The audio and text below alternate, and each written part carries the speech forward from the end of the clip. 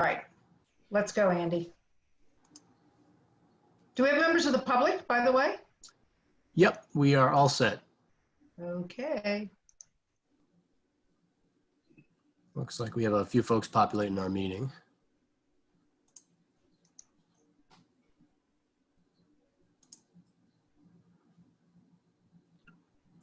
Okay, Bonnie, did you want to give an introduction or did you want me to?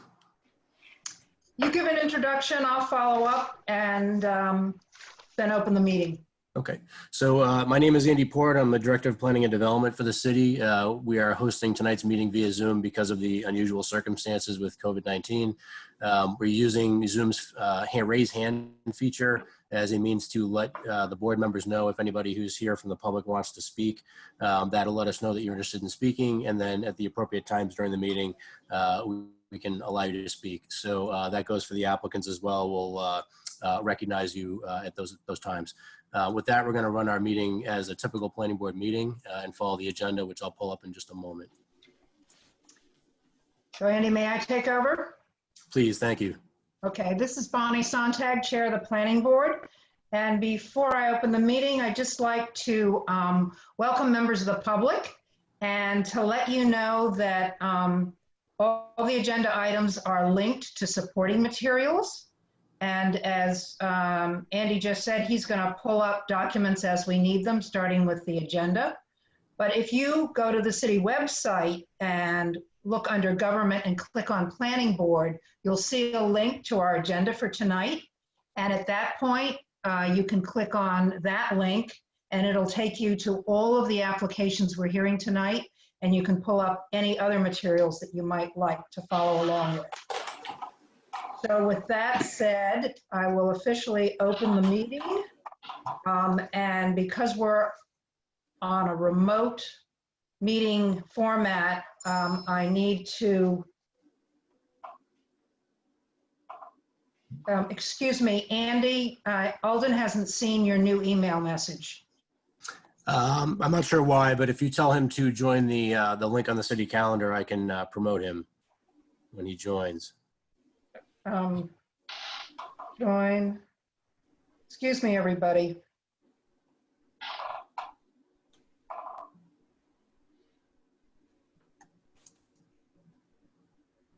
Okay, sorry, we have a new member who's not familiar with the routine, and so we're trying to get him on the call.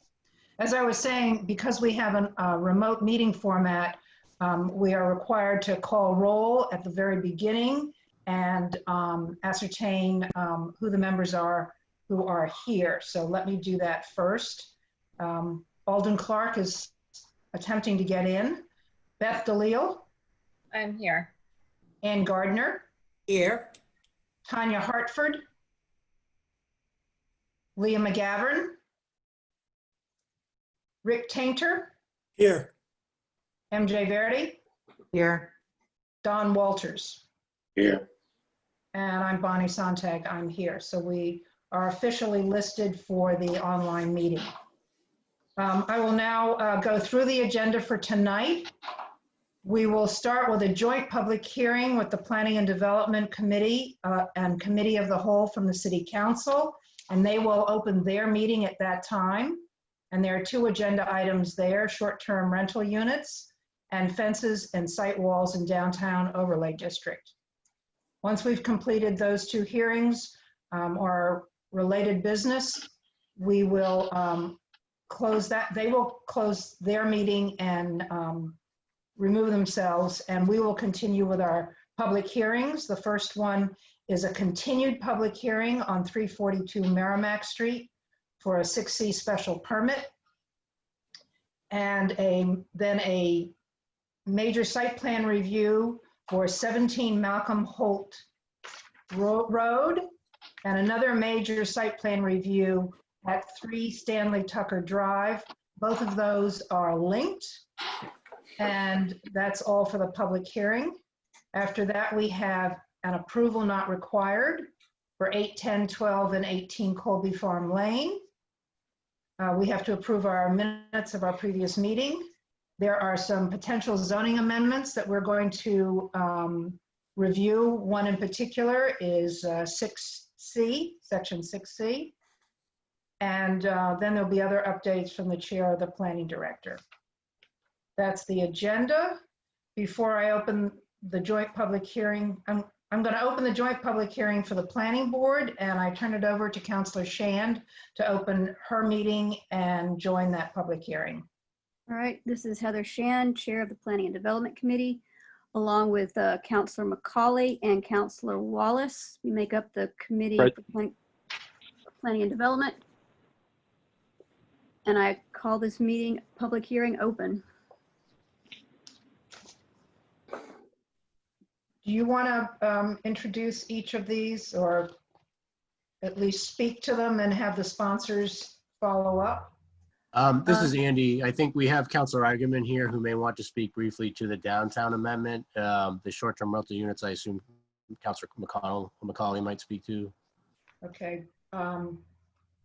So Councilor Shan, you want to get us started with the issues around short-term rental Right. units and what we want to do about that?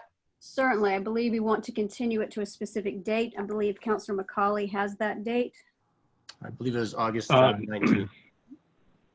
Yeah, motion to continue short-term rentals August 19th. Second. All those in favor? Aye. Aye. Planning board members, may I have a motion similarly? So move to August 19th. Second, please. That was Dawn. Second? Second, Ann. Okay. And second. Any discussion? All right, I need to do a roll call. And I'll see if any of the other members have joined, so I'll just go through the list. Alden Clark, Here? is he here? He is. I am here. Okay, we're voting on continuing the short-term rental amendment, and you're eligible to vote. How do you vote? I vote in favor. Thank you. Beth Delisle, Yes. Ann Gardner, Yes. Tanya Hartford? Not here yet. Tanya's just joined us. Yes. Oh, good. Thank you for your yes vote on continuing Yes. short-term rental. Yes. Okay. Leah McGavern, She's actually, she's looking for the link. I'll let her know. okay, so she's not voting. Rick Tainter, Yes. MJ, Yes. Dawn, Yes. Bonnie, yes. So that will be continued to August 19th. And Heather, you want to take over again? Sure. So the next item on the agenda is the ordinance 051. It's the downtown overlay district fences and sidewalls, and the sponsor is actually in the Zoom meeting, and I would say that Councilor Eigenman should speak to this one. Thanks for having me. This is a two-page ordinance. It arose from a specific application, but it has, of course, global use. The Montessori School on N Street was thinking about building a fence to pen in children.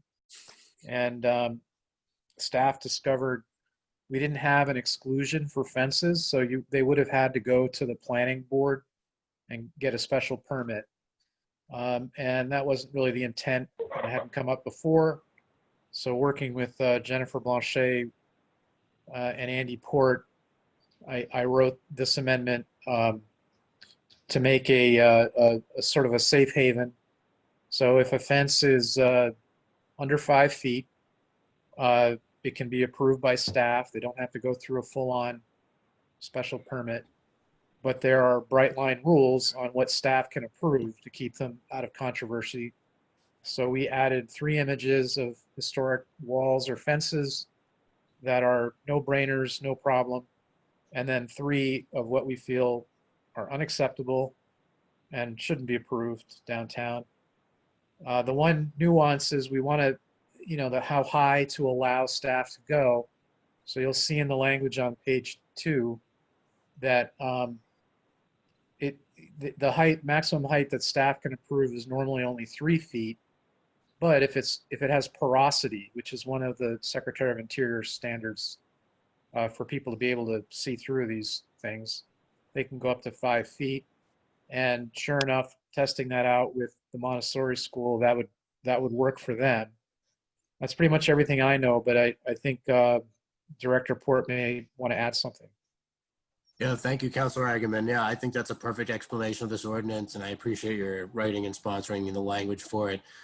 We see things that are done on a regular basis as far as permitting in the Office of Planning and Development. Jennifer has been great about routing people for the permitting processes and also noting where there might be greater efficiencies with the same protection of concern for aesthetics and compatibility and visual views and things like that in the downtown, for instance, but a process that might be a little bit more efficient for minor things like that than, say, coming in for a special permit from the planning board for something as minor as a fence.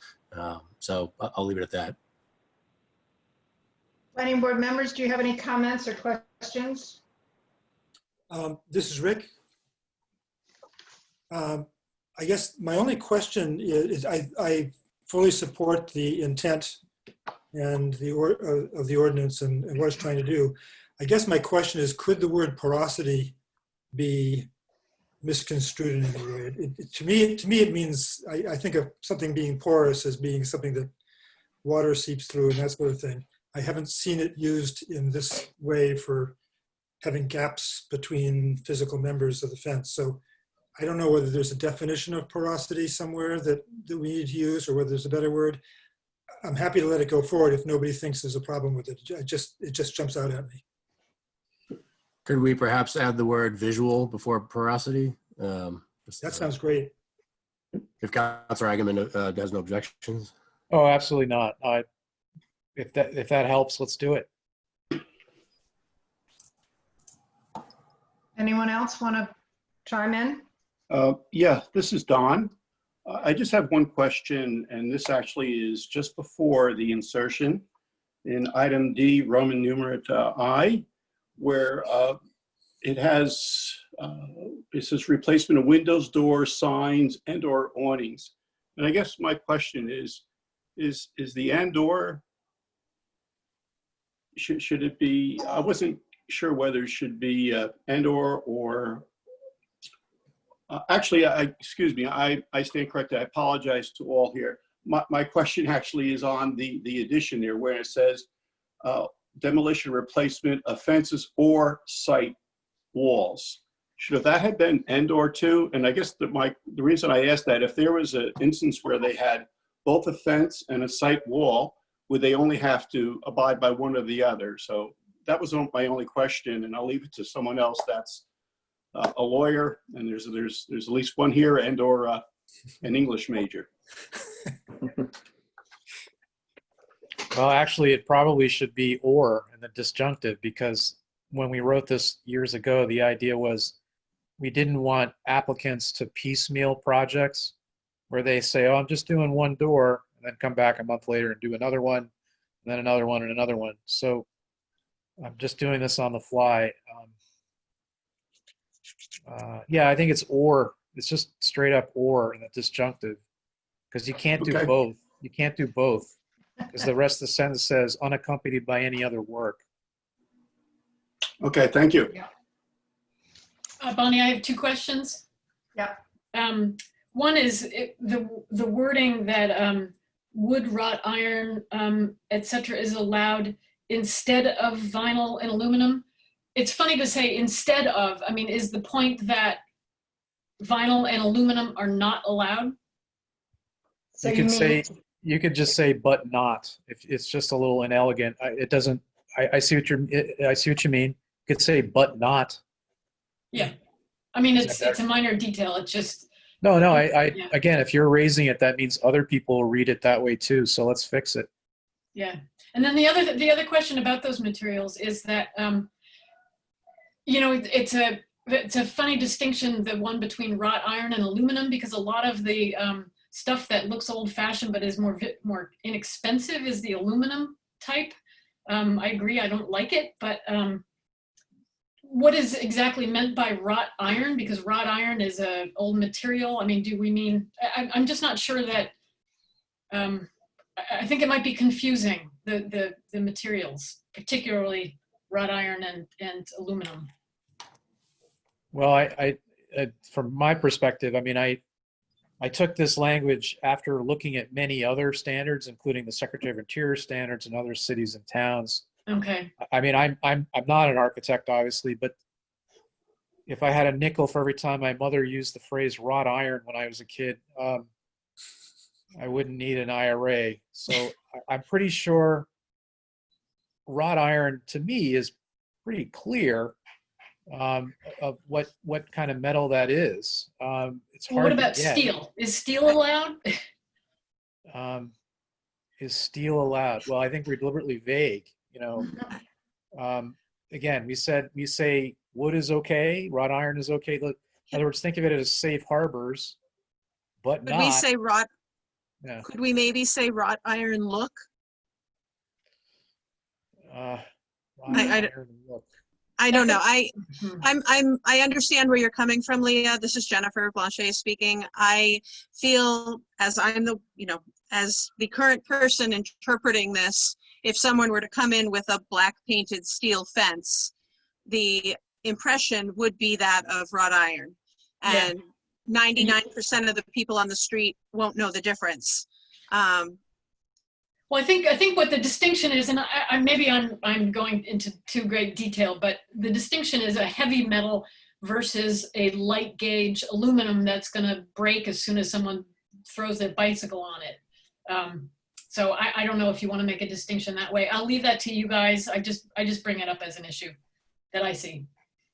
Well, I guess I just have a question. Again, I'm trying to be practical too, but would the steel that you're talking about, wouldn't that be another historic material? I mean, there was steel 100 years ago.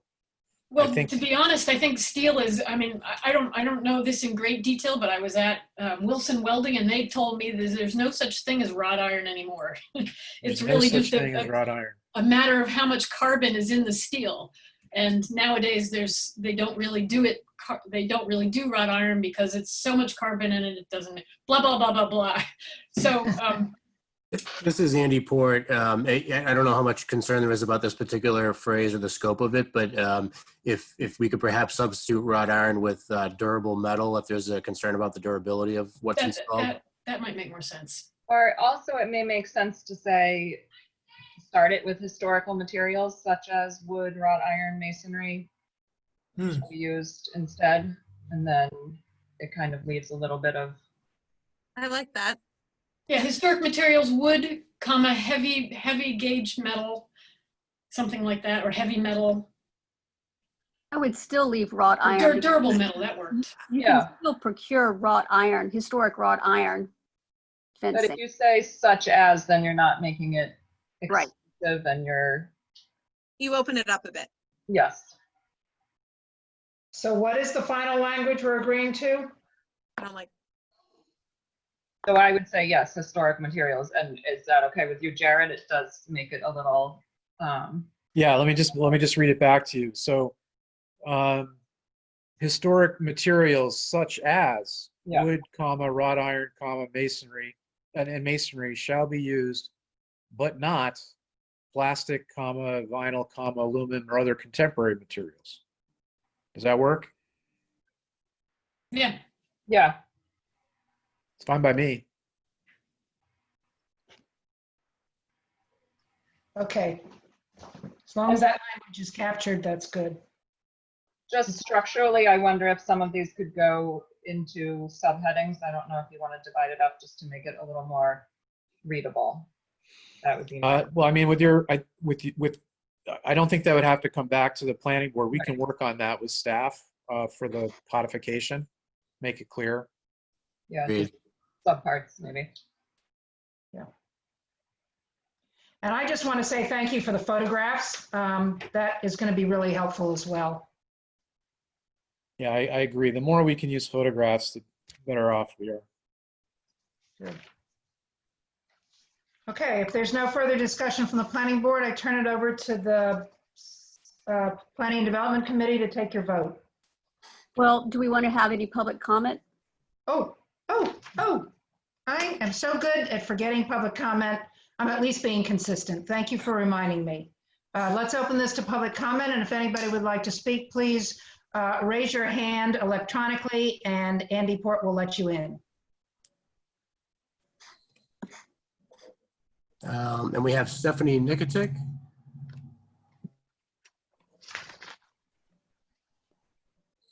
Can you hear me? Yes. Stephanie Nikitich, 93 High Street. At the risk of jinxing anything, I agree with this ordinance with the amendments discussed.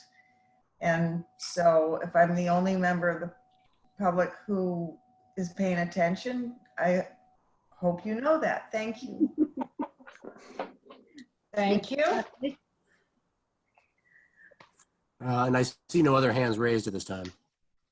Okay, we'll close the public comment portion, and I guess we're handing it back over to you, Councilor Shand. Councilor McCauley and Councilor Wallace, are there any questions or comments? I do not have any questions. Okay. I have one question or comment. The definition of site wall, it's just not defined. Or maybe it's defined elsewhere in the ordinance, but is there, I guess it would just be any sort of masonry wall, whether it's kind of a standalone or if it's an actual retaining wall. Is that the intent? Are there any other kinds of walls that it might include? This is Andy. I know Jennifer may want to offer something on this. I think we're assuming that these are walls that are not associated with any, building. They're sort of a standalone element or something that runs separate from the buildings. Right, but would it include? So it's not to interfere with the building code, essentially. Okay, but would it include like a retaining wall as well? Yes, it would. It would. Okay. Yeah. And in fact, I think the one in this photograph is in part a retaining wall on the right side there. Yeah, on Market it is. Yeah. Okay. Yeah, as long as that's clear. I mean, I'd be fine with Yeah, that. no, it's a good question. It's not, I think, expressly defined in our ordinance, but it is explained in nauseating detail in the Secretary's standards. Okay. All right, I have no further comments or questions. Thanks. Okay. Do we want to close the public hearing? Do you want to vote? Bonnie, this is you. Yes, I've closed public comment. I'm handing it back to you to take your vote. Do you not need to vote first? Does it I'd be matter? happy to vote. We can, oh, that's a very good idea. We'll vote first. You can take your vote, you can close your meeting and skedaddle, and we'll carry on. How's that? That would be perfect. Okay, planning board members, may I please have a motion to approve this or recommend this ordinance be adopted by City Council? So moved as amended tonight. Rick, okay, a second? A second? Who's that, Alden? Yes. Okay, thank you. Any further discussion? I'll call roll. Alden, Yes. Beth, Yes. Anne, Yes. Tanya, Yes. Leah, Yes. Rick, Yes. MJ, Yes. Don, Yes. Bonnie, yes. It goes forward. Thank you. Okay, so I'll take a motion from the counselors. A motion to recommend and present to the council for approval Second. as amended. Second. All those in favor? Aye. Aye. Aye. All right, 3-0. So I'll take a motion to adjourn from the council. Motion to adjourn. Second. All those in favor? Aye. Aye. Aye. Enjoy the rest of your meeting, Bonnie. And all. Thank you. Thank you, everyone. Thank you, Councilor. Thank you. Okay. So we'll open our first public hearing. It's actually a continuation from June 3rd for 342 Merrimac Street, the 6C special permit. And Andy, can you bring in the representative, the first representative of the applicant?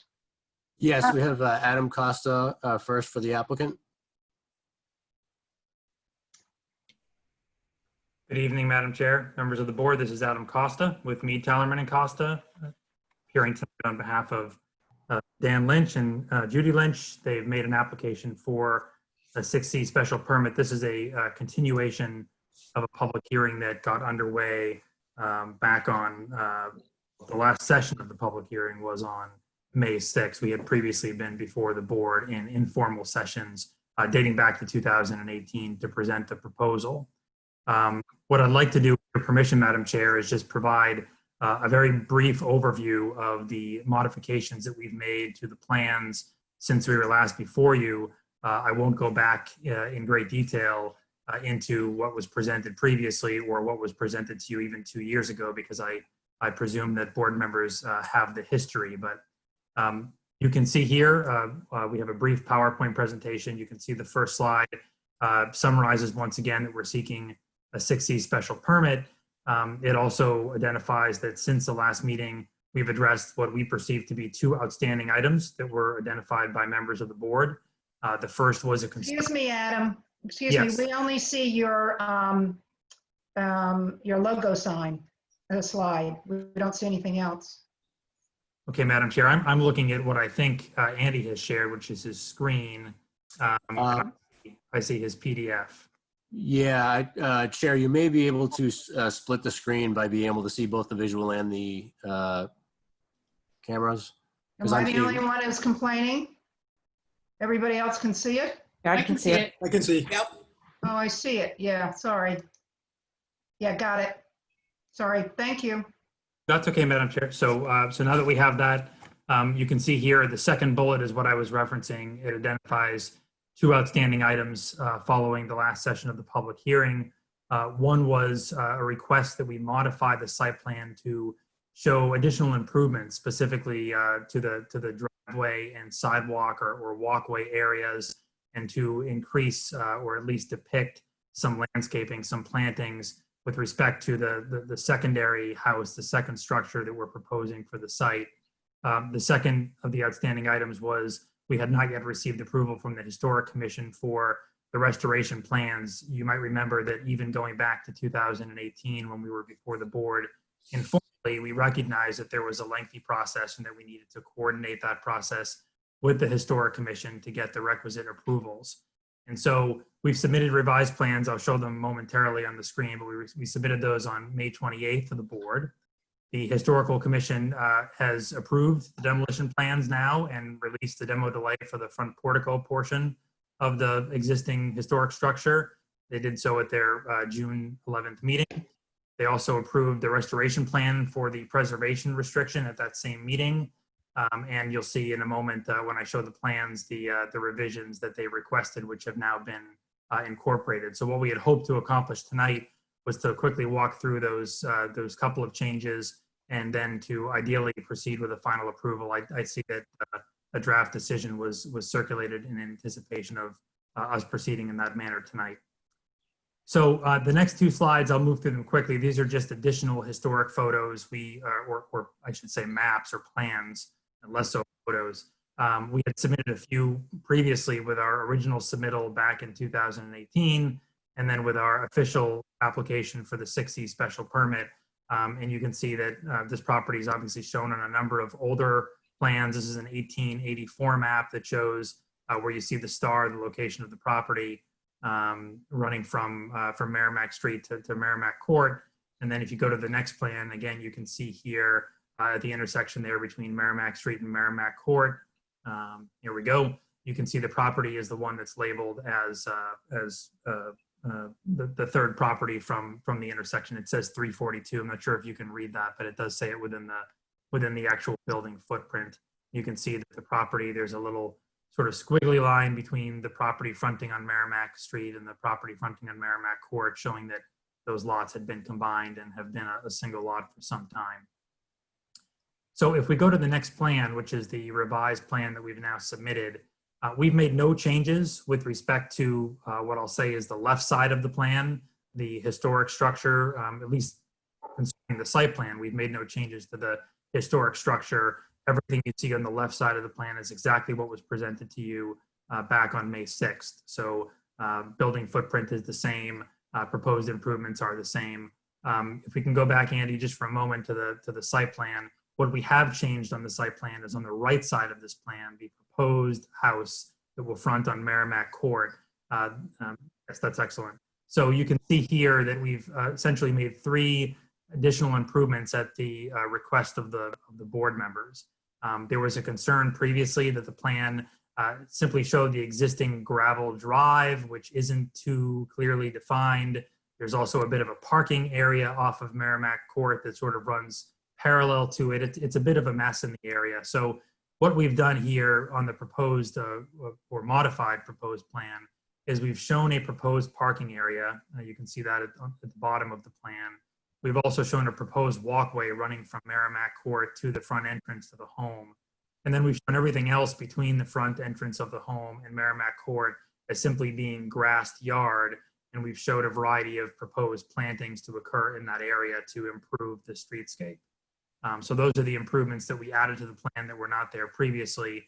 We had already discussed at the last session of your public hearing that we had relocated this building to be closer to Merrimac Court at the request of the board and in discussions with other city staff to be consistent with the historic streetscape that exists along Merrimac Court. And the Zoning Board of Appeals granted a variance from both the front yard setback and the side yard setback requirements to allow the house to be placed exactly where you see it here on the plan. And we got that variance back in May of 2019, so just about a year ago. If we turn to the next page of the PDF, you can see here, so these next 2 pages are the existing elevations and then the proposed elevations. So what you see here are the existing elevations, and the existing elevations show the area being demolished, and then the second page is the proposed elevations. If we maybe stay on page 5 for the moment, I can identify some of the modifications that are being proposed. You can see here on the plans, and again, I'll walk through them quickly because I don't want to belabor points that were already made at the last session of the public hearing. If we look to the left. I'm sorry, this is Andy. Just for the convenience of the board and also for me, sorry, as moderator, do you want to just indicate whether you want the north or east elevation and so forth? I can pull those up closer for the board. I'd be glad to do that, Andy. Thank you. So the top left corner, the existing north elevation. So you can see here that we've got a few things shown on the existing north elevation. We're showing the rear shed structure, we've called it, on the top right corner being removed. We've also shown the 2-story deck and exterior stairway being removed from the rear of the structure. If you proceed to the right, top right corner, which is the existing east elevation, Andy, you can see here, we've got the front portico to be removed. You can see that on the left side of the east elevation. Again, on the right side of the east elevation, you simply see the rear shed structure and the 2-story deck that I referenced a moment ago that are also being removed. Bottom left corner of the plan, which is the existing west elevation. This shows the same 2 things I just referenced, the front portico being removed and then the rear shed structure and the stairway at the rear of the site or the rear of the building being removed. It also shows a window to be removed and an opening being modified to provide for a new side entry that we'll see in a moment. And then if you turn to the bottom right corner of the plan, which is the existing south elevation, you can see here that we're, again, removing that existing front portico, we're removing the existing front door and removing the shutters for purposes of the renovation or the restoration. If we turn to the proposed plans, the next sheet, and maybe we can begin on sheet 6 in the top left corner again, which would be the proposed north elevation. You can see here what is proposed to be done to the historic structure, which is the existing chimneys will remain. In fact, the existing fireplaces are in good working order. We've got confirmation of that as recently as the past couple of weeks. We're proposing a new 2nd floor deck that will be over the kitchen addition that you see shown. On that second floor deck, there will be a new casement window, which is identified. You can see here on the right side of the same proposed north elevation, we've got new trim at the rear gable to match the existing side gables, as well as new corner boards to match the existing front corner boards, and new clapboards on the back as well to match what exists. And then there's a new rear entry with a bracketed overhang. If we move to the right, top right corner, we've got the proposed east elevation. You can see again, the existing chimney is shown. The new rear kitchen addition is also shown on the bottom right side. Again, the new corner boards I just referenced can also be seen in this photograph or this elevation. What is also shown that we've not seen is the existing door transom and surrounding trim, which will remain on the east elevation. We looked bottom left corner of the proposed elevations, the west elevation. Chimneys are shown again, new corner boards matching the existing are shown again, but you can also see the new side entry with the bracketed overhang that is proposed where that window exists today. And then finally, the proposed south elevation, bottom right corner, you can see here we've got a new 6/6 window with casing to match the original casing elsewhere. We've got existing side lights and moldings to remain at the front door, existing front door to be replaced with a Simpson 6-panel fir door or an approved equal. So these are the plans that resulted not just from obviously our design, but from the discussions that occurred with the Historic Commission, the requests that were made. I did see earlier this week that a copy of the proposed minutes or draft minutes of the Historic Commission's June 11th meeting were provided to board members. I presume they went to board members. I got them from staff.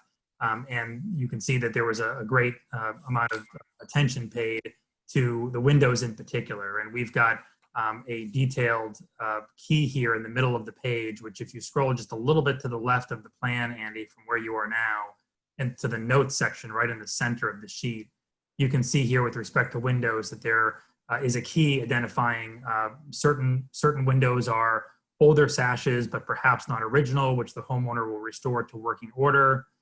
Windows that are marked with a different marking, the W marking, are Brosco True Divided Light. Wooden windows with spring balances installed circa 1980. They'll be replaced with wooden True Divided Light windows. And then there's a third type of window indicated with this M, which is a new Marvin Integrity Ultrex series simulated divided light window, fiberglass with wood interior, 6/6 light patterns with 3/4 applied mountain bars. So, there were a variety of different window styles, and those were all vetted through some lengthy discussion with the Historic Commission. You can go to the next page for me, Andy. So again, I won't speak verbatim what is already in the March 19th, 2020 letter that we submitted, unless Madam Chair, you asked me to do so before we conclude, but we have gone through the usual 6C criteria within our narrative submittal. We've gone through the additional criteria in section 10H7 of your ordinance with respect to the issuance of a special permit to indicate that all of the various criteria have been satisfied. Specifically with respect to 6C, we've just got a few bullets here highlighting that originally a by right development of the site had envisioned an addition to the existing structure and construction of a standalone accessory structure that would face Merrimac Court. The Historic Commission has now approved plans for a preservation restriction on the existing structure for the public benefit, allowing us to convert what is now an existing 2-family historic structure to a restored single-family historic structure, and to construct a second building on the site, a second dwelling unit on the site to preserve the 2-family use of the site. That second structure will be subordinate to the existing structure as section 6C requires. It's subordinate in a couple of different ways. Number one, the footprint will be at least 10% less than the footprint of the existing historic structure. But in addition to that, because of the grade of the site, not only is the height of the secondary structure already less than the existing structure, but it's a good 6, 7, maybe even 8 feet lower than the existing structure Merrimac Court is versus Merrimac Street, such that it's going to have that true subordinate look to it as compared to the existing historic structure. There's adequate access provided. That's not an issue with this project. I know sometimes it's an issue that needs to be addressed with 6C requests, but in this case, we've got public ways on both sides of this property, so that access to each of these structures will be off of their own respective public ways, Merrimac Street and Merrimac Court.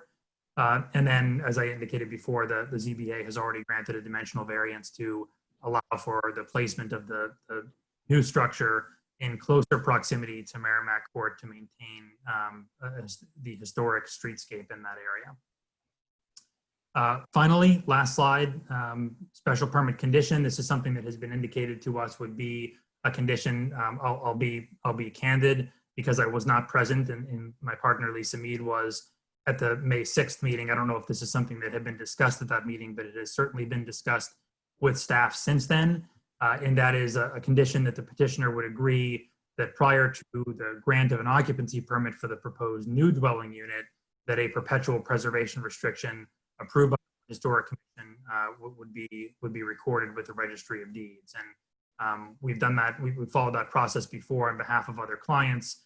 Mass Historic has indicated that it is willing to hold this restriction, given the historic importance of this residence. And obviously, once we negotiate the preservation restriction, which will be in perpetuity, it would go through the usual process for approval, which would require execution by the Historic Commission, execution by the City Council, by the Mayor, and then also by the Mass Historic Commission as well. So we'll follow that usual process, and that will go on record prior to the grant of an occupancy permit for the new dwelling unit. Again, with that, I'm not going to belabor the points that are already submitted in the written materials that we've provided, but I'm happy to answer any questions that might be had. I know that my associate, Marisa Miller, is joined the call as well. She's been highly involved in this over the course of the past year and a half or so. And then David Keary, the architect, is also, I believe, on the call if you have questions specific to the elevations or the design of the project.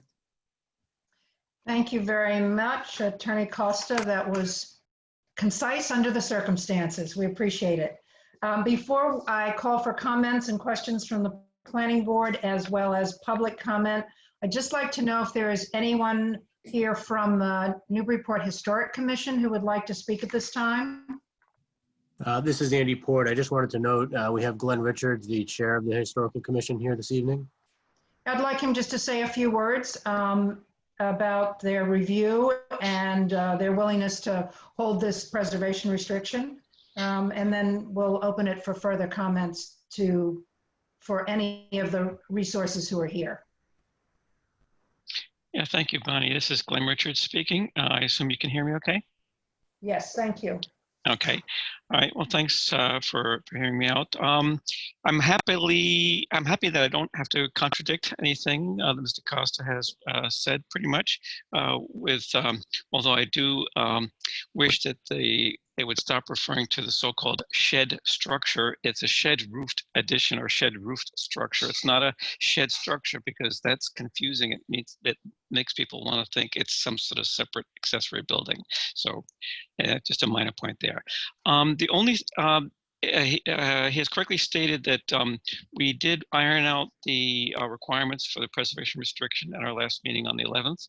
And basically, the easiest way to think of it is that it had been proposed that certain changes would be made, which would actually be inconsistent with if a preservation restriction had already been there, these changes would be inconsistent with that or impermissible. So, but what we have now, with the revisions that have been made with the windows and so forth, the changes they're proposing to make are consistent with the kinds of changes that would be approved even if a preservation restriction was in place today. So I'm pretty happy about that. The only other thing I would mention is that on the front door, as the spec sheet that Andy zoomed in on there did say, it gave, I forget the brand, Sterling, Stanley, something, and a model number or approved equivalent. We didn't really have time to get into that in the meeting, but I just would like the applicant, everything to know that I think the commission would just like to look at that. My concerns are, is the door that's there today, is it deficient in some way, as in, maybe it's rotted or just not appropriate I don't really even remember now what it looked like. But we just want to review that one thing. I don't think that's going to be a problem. But other than that, I appreciate the applicant's willingness to, accommodate the necessary changes. That's about all I have to say. Okay, let me open it up for planning board questions of the applicant at this point, and also of Chair Richards' comments on the historic elements. Go for it. Anybody want to start? Well, I'll start. This is Rick. I don't have any questions about the presentation, really. I guess my question is really more about the process going forward. Are we going to be looking at the preservation restriction prior to making a final vote, as the planning director had suggested, I think, or are we going to be looking to take a vote tonight and assuming that the preservation restriction will be worked out at some later date? I guess that's my confusion at this point. Okay. Andy, did you want to clarify that? Yeah, thank you, Chair Sontag. Yeah, Rick, I thank you for asking that question. In a nutshell, my suggestion on that one is that what's important here, I think, is it needs to be captured at least in a paragraph, which is the scope of the preservation restriction, based on things that I've seen over the years, including a few particulars here in Newburyport. It's always good for us to tighten up loose ends that we find when there's dispute over issues down the road.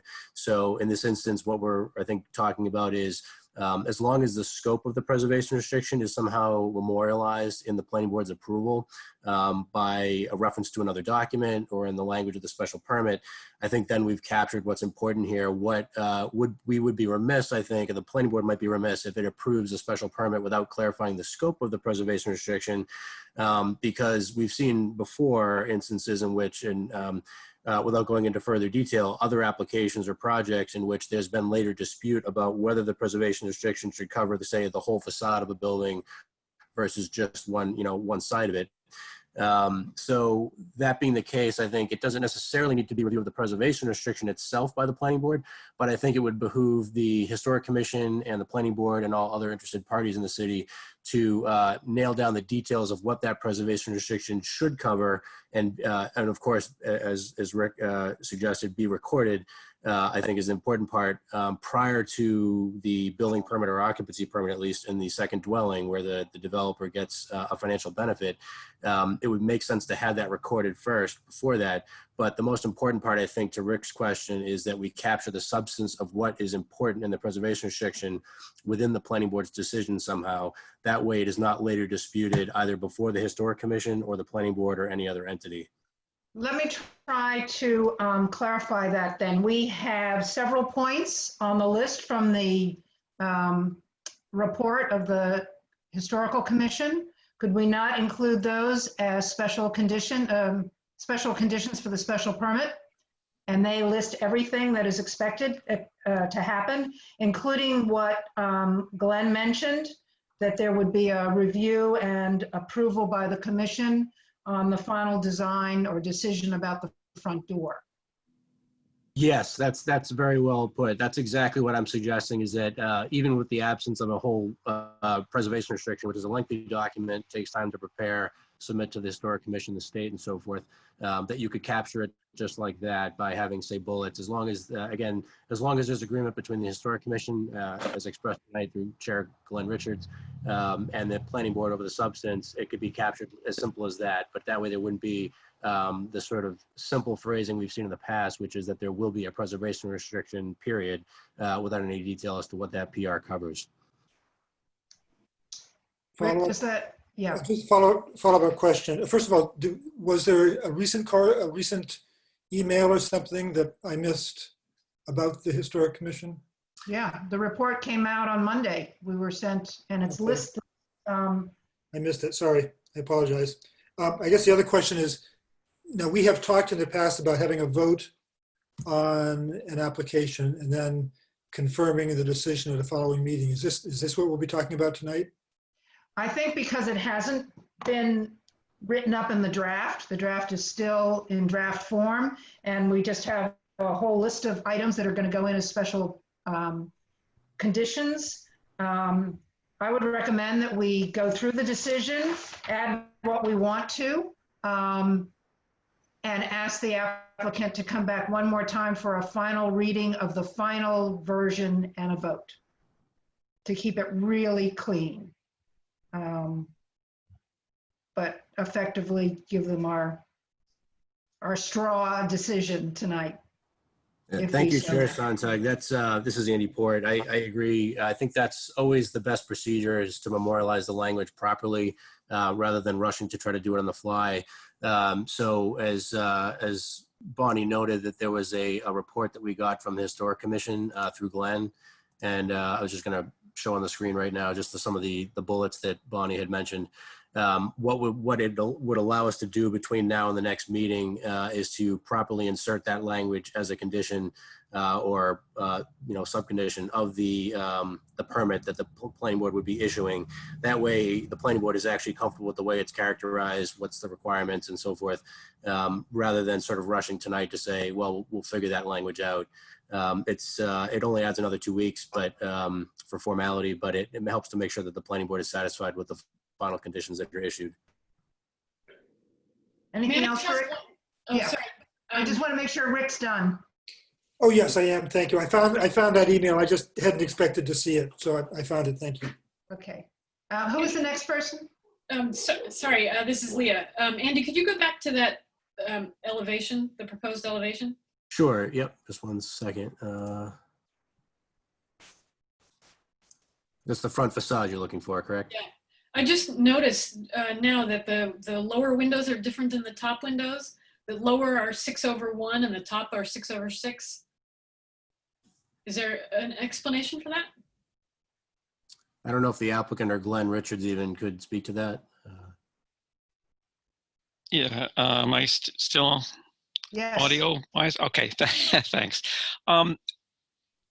This is somewhat conjectural, but the windows on the first floor, which I had an opportunity to examine fairly closely, at least one of them when we did a site visit a couple of weeks ago, they are old. My suspicion or the most likely, what happened most likely is that those lower windows, when they updated to the Greek Revival style, they also they didn't change the window opening size and all that, but they put in those 6/1 windows. They are fairly old on the first floor, but they didn't do that on the second floor. They just, kept the 6/6. It does look a little bit odd. I agree, but I think where the situation we're in is that it's one of those historical oddities that is historic in its own right. Just as the house itself, it has proportions and various attributes of a federal house, but it has had the Greek Revival moldings and so forth applied to it. So it's kind of a mixed bag, so to speak, which makes it interesting in its own right. And that's, I think what both the applicant and the Historic Commission, has agreed to preserve. So yeah, I know that it's probably not the best explanation, but that's my best guess as to what probably went on there. Thank you. While we're here, could I ask a question of Glenn? I see the shutters are not in the final, the proposal of the for the change. What's with the shutters coming off and staying off? That's an excellent question, and a little bit embarrassed to admit that when I went back and looked, that kind of caught me a little bit by surprise, because I did, on that same site visit, I did notice that there was evidence that shutters had been installed, quite a while ago, because the pintles that were used to hang shutters were there. Not in every case, a lot of them were missing, but several were still there, and they're there today. Although the ones that are there today, some of them are kind of real and the right size, some of them are not. They're kind of all over the map. On the 1980 photo that's on the Form B, that also shows shutters. I have no way of knowing if those are the same ones or not. It's like almost 40 years now. So they may, shutters tend to degrade with time. So at any rate, I think it's worth having a discussion with the applicant on this, particularly, the matter of the shutters. Historically, it could kind of go either way. I'm going to talk to one of our commissioners is really into the sort of architectural history. It's our vice chair. I think I might want to talk to her to see if we can get some kind of consensus at least within the commission as to whether it would be more appropriate to have them or not, and then talk to the applicant about it. I don't know how strongly the applicant feels about them being there or not. Can you tell me if this issue of shutters was it discussed at all in your meeting? I don't recall it coming up. I just hate to hold up the entire decision based on shutters. One architectural feature. I'm sorry. And Yeah. that's what I'm getting at is how strong an issue is this, and definitely then it would mean that we're continuing in any way to vote on the final version of the decision. So you'd have to make a decision in the next 2 weeks, and we could add it in or take it out depending on what you decide. Yeah, I don't think it's a strong, I don't think it's a so-called showstopper, Bonnie.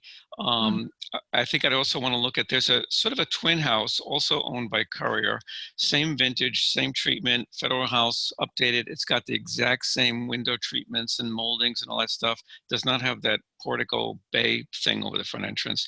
But other than that, it's practically a twin.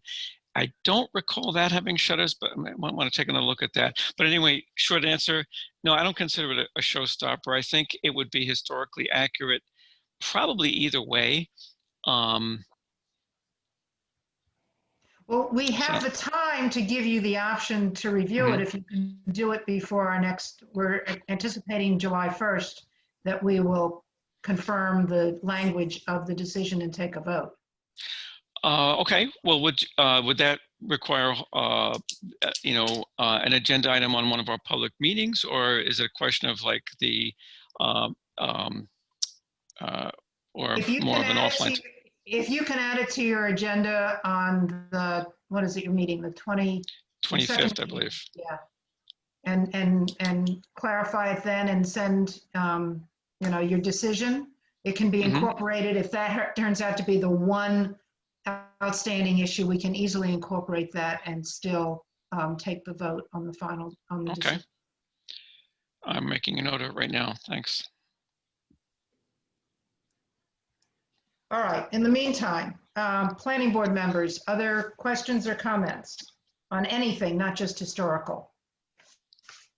I have a question, Andy. It says that they still need to go before the Concom, and then that DPS would make recommendations for the tree and sidewalk. Is that something that we need to be thinking about prior to approving? Yeah, we try, that's a good question, thank you. We try to take into account specific recommendations from the Department of Public Services for sidewalk and trees per the city ordinance. Unfortunately, it's been difficult. Everybody's been very busy with lots of unusual situations because of the COVID crisis. So we haven't been able to get a response from Public Services on this particular application as to what the specifics should be.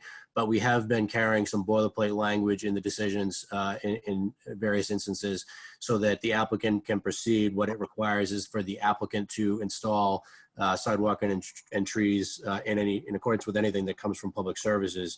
That way it's accomplished, in accordance with the city ordinance. It's preferable to memorialize whatever the specifics are. If it's a concrete sidewalk, no sidewalk, a brick sidewalk, in the decision, but recognizing that we've tried, and Caitlin may want to weigh in this, but because we've reached out to the Department of Public Services and at no fault of the applicants, we just haven't been able to get a clarification on that. We think that's fine to close out on that one. With the Conservation Commission, the applicant's always responsible for making sure that plans that are submitted to different permitting entities jive with each other. And therefore, if there's any modifications that would be needed in your plans, it would have to come back to you or the Conservation Commission, depending on the circumstances. However, I think that's unlikely to be something that would change on this particular project. And the applicant may want to speak to that, but they're not obligated per se to obtain the other permit prior to this one. So I don't think either of those scenarios will be an issue for this particular application. Okay, thank you.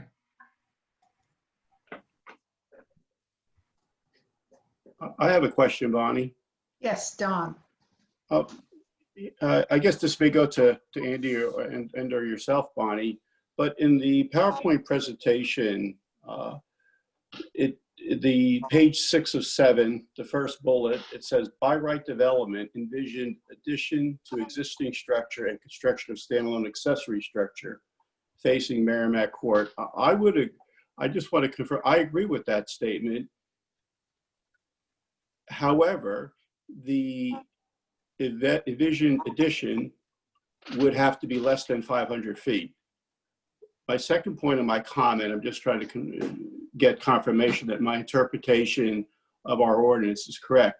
If, and I don't think this is likely, but if this application was denied and the planning board in the past has been concerned about quote unquote massing, they would still have to go back. They could mass whatever they could do with a variance, dimensional variance by the ZBA, because the current dimensional variance by the ZBA is for 2 separate buildings. So to the extent they wanted, if this was denied and they wanted to make something bigger and we were concerned about this massing, I just want to be sure that my understanding of the zoning ordinance is that they would have to go back to the ZBA to get a dimensional variance for now a much larger structure that would be increasing dimensions that are not within our ordinance. Is that correct, Andy or Bonnie? Yes, yeah. I mean, the by right would obviously have to be, if it were an addition, would have to be less than 500 square feet.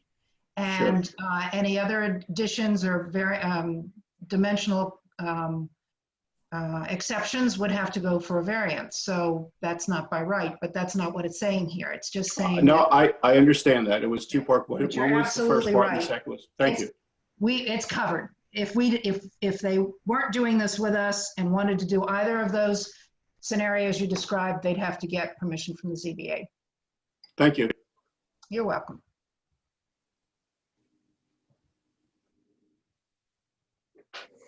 Is this true silence or is somebody trying to unmute themselves? I never know. All right, I'm going to call for public comment. If anyone would like to speak, please raise your hand electronically and Andy will let you in. We have Stephanie Nikotich. Hello, can you hear me? Yes. Stephanie Nikotich, 93 High Street. As a member of the public, I very much appreciate the amount of work the Historical Commission has done and the applicant to get this right, and also the planning board. And I appreciated the question about shutters. My main concern is with the preservation restriction, because that is a perpetual preservation restriction, is the public benefit here. And there is no such thing as a perpetual preservation restriction without Massachusetts Historical Commission approval. And I think we have had, and Director Port can correct me, but we've had a couple of situations where the policy of the city became you can't get a building permit until you have an approved preservation restriction. So here we are with an occupancy permit. So I am really concerned that you are all moving forward, and all this work could be done, and then Massachusetts Historic Commission could say, well, for these whatever reasons, we're not going to approve this. And if they don't approve it, it's not perpetual. So, you know, I have a real concern about the timing of that. And whether or not this needs to, the Massachusetts Historical Commission needs to approve this before building permits are issued. Thank you. Is there any other comments from the public before we respond to that one? There's nobody else who wants to speak, Andy? None at this time, no, thank you. All right, we'll close the public comment section, and I'll let you speak to that. I do have some memory of other similar situations, but you're the authority, so please weigh in. Thank you. I agree with some of the comments or concerns that Stephanie had raised, seeing applications over the years. I think what's important here is that it does, at least currently under the statute in Massachusetts, it needs to be approved by the Massachusetts Historical Commission to be perpetual. That there is, unfortunately, depending on the timing, and Mass Historical's resources are somewhat limited. It takes a while sometimes to get a preservation restriction drafted, reviewed by them, approved, and so forth. That requires some coordination between the applicant, the Historical Commission locally, the Historical Commission at the state level, and then depending on the circumstances, other parties, for instance, the City Council authorization for the PR and so forth to be signed. So it depends on the given circumstances, but it can take a while. I have no objection to what Stephanie is suggesting, which appears to be in this special permit condition as suggested by the applicant, would be to change occupancy permit to building permit, I think, for the proposed new dwelling unit. I think based on experience, that certainly provides better protection for the planning board and historical commission's interests in this permit, in this project here, if there is a quote unquote public benefit. I think based on what I've seen over the years, it's in the city's interest to push up the timing that the applicant needs to deliver something that's a so-called public benefit and before there's a financial benefit, if you will, from the development scheme that's being proposed. That way there's follow through. So I have no objection to that whatsoever, but that is a decision for the planning board to make, whether to make that before occupancy permit or building permit. I think that's in essence what is being suggested here.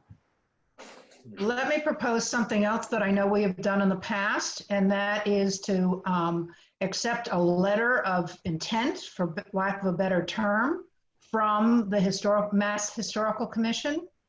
Because of what you say, it does take them quite a long time to go through the entire process.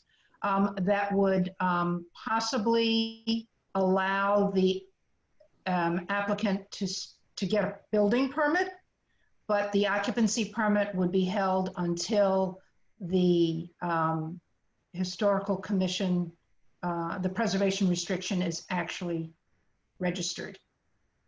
We do a two-step process like that. Madam Chair? Yes. If I could address that comment, because I think I have some information that maybe could be of some assistance to the board. Sure. So I appreciate Stephanie's comment as well. And I certainly, as one who often represents boards and wants to be mindful of protecting municipal interests, I appreciate the justification for it. At the same time, sometimes representing applicants, I can appreciate that, especially with a project of this sort, there's something to be said where that process can be not just a days or a weeks long process, but a month long process. There's something to be said for allowing the applicant not really to realize a financial benefit. In fact, because those are the terms that Andy Port used, because there really would be no financial benefit realized by the applicant in having the ability to spend money pursuant to a building permit to build the second residence. The idea is that the applicant is spending money proceeding with a project in anticipation of putting that property under agreement, therefore acquiring the funds necessary to engage in the renovation of the historic structure. There's something to be said for allowing that to happen, which is really a risk to the applicant too, while this process is playing out, what could be a months-long process. With respect to getting some confirmation from Mass Historic, I think that makes good sense. And in fact, between the time when we started this process back in 2018 and now, we did get that confirmation, and we submitted with our original application, and by original I mean the official application for the 60 special permit that we submitted a few months ago. We submitted with it as Exhibit A, a letter that was provided to our consultant by Michael Steinitz, the Deputy State Historic Preservation Officer. We had sought this letter dating back to 2018, and the letter indicates specifically that the property is historically significant for its architecture, associations, and/or archaeology, and qualifies for the protections of perpetual preservation restriction under Mass General Laws, Chapter 184, Sections 31 to 33. So we do have in writing essentially the equivalent, I think, of what you're referring to as a letter of intent, that Mass Historic is of the opinion that this property, because of its significance historically, qualifies for perpetual preservation under the applicable statutory scheme. Well, that's good. Then you've already met that requirement. I'm just making a note here, which I hope will go into the decision, that particular letter is called out as one of the documents having been submitted with the application. So if Caitlin can take a note of that, that'd be great. So that leaves us with where we are now, which is requiring that the preservation restriction be recorded before the occupancy permit for the second structure is issued. Board members, please weigh in. Let us know what you're thinking. I agree. This is Don. I agree. I believe that the public comment was probably a situation where, for whatever reason, it doesn't get, the developer will eventually put pressure either on the planning board or others, and then something could actually be getting a certificate of occupancy without that actual historic preservation being registered. So I think I understand this potential scenario for that, but I personally am very confident that to the extent the planning board would have to overturn something, as long as I'm on the planning board, that will not happen. Anyone else like to weigh in on that, please? Okay, so we'll leave that as a special permit condition, which leads me now to reviewing the draft decision. Andy, if you can pull that up, we're not going to go through it in excruciating detail because I believe Attorney Costa has covered most of the details, but just to ensure that we've gone through it and that there are no issues outstanding. Sure. We should go through it. Just let me know if there's any particular section you'd like to take a look at. Well, the language has to change in the decision findings because it references historical commission activity, which now has been confirmed. So I think that let's look at bullet point number 2 under decision findings. Yes. Yeah, so that's a placeholder for the fact that it has in fact been approved by the Historic Commission, or whatever language you want to put in there. Right. And I think from my perspective, that seems to be the only outstanding detail to plug in. Everything else is in order, I think. Well, we also have to be sure that all the special conditions are now updated to reflect each of the items in the Historical Commission report. Agreed. Yep. Other than that, I believe it's all covered. Yes, you're right.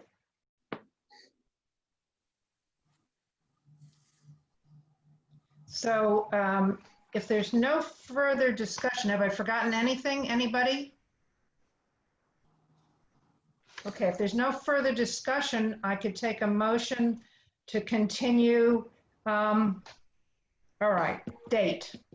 July 1st, I swore there would be nothing else put on that agenda because of our large controversial public hearing that night. This could be a little bit of discussion because we'll have a follow-up on the shutters. But other than that, that's it. So I think we could probably handle it at the end of the meeting with 2 other even shorter items that are on that. So I would recommend July 1st, unless Andy, you feel we should put it out to July 15th. No, I have no objection to that. I would agree. I think, as I understand that, that would be clarification from the Historical Commission. You'd have that in hand at that point relative to the shutters. And if the applicant needed to revise anything on the plans, that could be shown. And then also the language in this particular condition here relative to the historic preservation restriction. I have no objection. I think that's definitely doable. Okay, so there are basically 3 items that you've just identified that we will go directly to, and then once those are resolved, we're ready to take our vote. Agreed. Okay, then I will take a motion to continue this item to July 1st. So moved, Rick. Thank you, Rick. Second? I'll second. It's Beth. Who's that? Beth? Oh, Beth, sorry. Yes. That's okay. And I'll take a roll call vote. If you're not voting on it, you can abstain. Alden Clark? I'll vote in favor if I'm No, eligible. you have to abstain because it's a continued Yes, hearing that that's you right. weren't here for. Correct. That's what I thought. So I'll abstain. Thank you. Beth? Yes. Anne? Yes. Tanya? I have to abstain. That's what I thought. Thank you. Leah? Yes. Rick? Yes. MJ? Yes. Don? Yes. Bonnie, yes. Okay, thank you, Attorney Costa and Glenn. Thank you, Madam Chair. Thank you, members of the board. We'll see you on July 1st. Good, thank you. All right. We are now going to do something slightly different than what's on the agenda. I mean, we're going to do it, but we're going to do it in a different way. The next 2 items, review, as well as application completeness vote on 7 Malcolm Hoyt Road and 3 Stanley Tucker Drive are closely linked. It's the same owner, they're abutting properties, and there is overlap in some of the application pieces. So we thought that would be best to take them together. So I'm going to proceed to open those right now as one public hearing. And I believe there's a board member who has something to say. Yes, I am going to recuse myself because I understand the applicant is represented by Jeff Roloffs, and I work for Jeff's firm. I have not worked on this matter, but I am going to recuse myself. Thank you, Beth. Okay, I think we're ready to hear from Jeff Roloffs, I believe. Yes, thank you. Can you hear me? Yes. Well, good evening. I'm really sorry that I'm not able to be in front of all of you again this evening, but this is the reality. So I'm going to give it just a real quick overview of these 2 projects, and then I'm going to turn it over to our project engineer, Peter Ogren. So Zampel is an entity that owns 3 adjacent properties here, 17 Malcolm Hoyt Drive and 3 Stanley Tucker Drive, which are the 2 properties that are the subject of these applications. They also own the adjacent property at 5 Stanley Tucker Drive, all 3 in the industrial zone. Zampel acquired these, moved to Newburyport, I should say, in the late 80s, early 90s. They constructed the 2 buildings that they're proposing to expand now in the late 80s, early 90s. And at that time, the site plans that were approved actually depicted the expansions that they're now proposing. It just took them a while to get around to doing it. So they're proposing expansions to both of these buildings. The primary purpose is to accommodate scaffolding and other equipment and inventory that they have already at the sites, largely stored outdoors, and also stored at their building at 5 Stanley Tucker Drive. So these building expansions will make it a lot easier for them to store their inventory in a way that's efficient and protected from the weather and from visibility from other properties. This application was or both of these applications or projects were the subject of review by the Conservation Commission last summer. As part of that process, there were landscaping plans submitted. There was peer review by Phil Christensen on the stormwater drainage issues. The resource areas were delineated and reviewed, and ultimately the Conservation Commission approved both projects. In front of you now, let me just quickly run through what we've submitted to the planning board. We've submitted initial application packages for both of these projects in mid-April. Those included site plans, landscaping plans, detailed architectural drawings of the building expansions by our architect, John Saba. Since then, we've had tech review meetings. Peter Ogren, our project engineer, has been coordinating with Phil Christensen, the board's peer review consultant. And as part of and in response to those review proceedings, Peter did prepare updated stormwater calculations. He added an additional detail to the site plans related to the drainage systems there at both sites. We submitted recently a revised landscaping plan only because there were 2 trees that were depicted in a driveway on 17 Malcolm Hoyt that were intended for the yard, not the driveway itself. So that was corrected in a landscape plan that you now have. And in review with the fire department, the parking area that was originally proposed behind the 3 Stanley Tucker Drive building, we've agreed to prohibit parking in the area shown behind that expansion, and we'll keep it open for fire department vehicles in the event of an emergency. So you do have some, revised materials that came in since April, but there are minor revisions, additional details requested by the peer review consultant and the fire department. But generally, the projects otherwise are the same as what you saw in the April packages. We've also submitted waiver requests of some of the submittal requirements here. Those are spelled out in letters from me for both projects dated June 11th and June 15th. They relate to submittal requirements for information that we thought we sufficiently covered in our package. Phil questioned whether or not we needed a waiver, for example, from having to do a full traffic study, environmental impact, a more complete environmental impact statement, et cetera. So rather than debate that point, we just submitted the waiver request. So those are spelled out there, and I'm happy to walk through those if you want. Otherwise, I'll just leave it to my letters, at least for now. This is Andy Port. I just wanted to jump in there and say the office has no objection to any of the waivers that were requested. Great. Thank you, Andy. And while we're interrupting, may I just say that we're going to have to take a completeness vote, which will also include the waivers before we, if we get to that point, take a vote on the application itself. So I'm not going to forget any one of those 3 before we're done tonight. Excellent. Thank you. So with that introduction, I think I'll pass the presentation over to Peter Ogren so that he can walk through the site plans and give you a little more detail related to the proposed expansions and the related drainage systems. Thank you. And Peter, this is Andy Port. Just to clarify, if there's a particular drawing you'd like, I'm happy to pan around for you.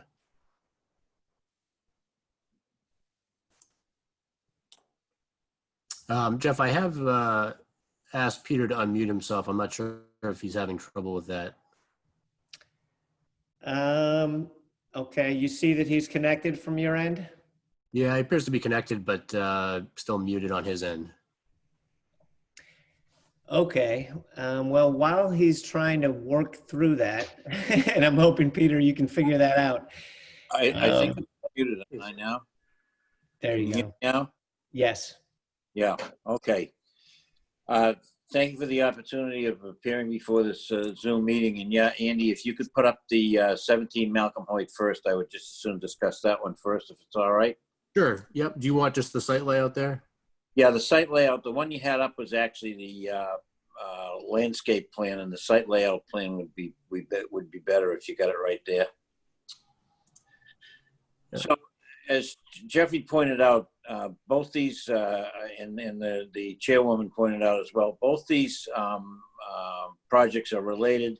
They're basically warehouse expansions only for two existing facilities that Zampel owns in the Newburyport Industrial Park.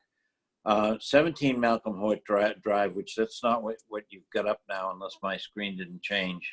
There you go, that's 17. 17 Malcolm Hoyt Drive is a facility currently exists of about 12,700 square feet, small office space and a fairly large warehouse space. And as Jeffrey pointed out, the expansion area of approximately 19,000 square feet was shown on the original plan when this was approved for the industrial park some many years ago. It's not exactly the same building because we had to make a couple of changes to be consistent with zoning, but it's essentially the building that was shown at that time. And as a result, the parking and circulation does not change at all. We still have access and egress to Malcolm Hoyt Drive, which is down on the southerly portion of the property down at the bottom of your screen, and also access and egress to Stanley Tucker Drive up on the northerly end or upper end of the plan. So there's no change in access and egress at all. As far as utility is concerned, it's intending to use facilities, electric and so forth, that are fed to the existing building. We do, however, anticipate that we will have to create a new sprinkler connection for this building, and that would go in Stanley Tucker Drive. And maybe Andy, you could point it out. It comes off the water line on Stanley Tucker on the upper portion. Go to your left. Yep, back to your right a little. Right near the corner of that square there's a new 6-inch water line that needs to be constructed. As far as parking is concerned, we believe there's definitely adequate parking, both from a zoning standpoint and also from an experience standpoint. I've been familiar with this property for quite some time, and it's not anticipated to change the Zampel operation as a result of this expansion. As Jeff mentioned, it's only for new enclosed space to house a lot of materials that they already have. So they're not increasing the number of employees, and under the zoning standpoint, there are 15 employees, which require 11 spaces under your zoning, and no company-owned vehicles that are associated with this site. There are actually provided 40 spaces on the site, so that results in ample parking. And every time I go there, there's always plenty of parking available on the site. It's never up to capacity. Jeff mentioned the drainage. We did start with the Conservation Commission here because we thought there were a lot of concerns that they might have, and we thought it best to get those solved so we knew what we could do before we move forward with the planning board. And what we've done is incorporated rooftop detention on both these facilities, actually. The soils in the industrial park, they're all silt clay. There's very little opportunity. Everybody all right? Yeah, okay. There's very little opportunity for infiltration, and so it was agreed that what we really needed was flow attenuation and detention, because there are some drainage systems in the park that are over capacity.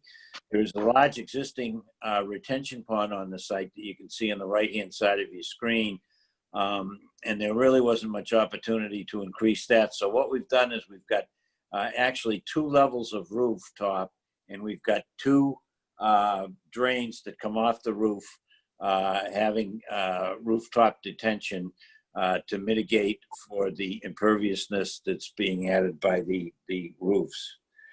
When we talk with conservation, they were concerned with doing some plantings, and they primarily wanted plantings that they thought would take up water moisture and put them along the banks of the existing retention pond. So we hired the services of a landscape architect who I work with on a regular basis, and he suggested certain types of plants that are shown on the planting plan, which Andy had up earlier.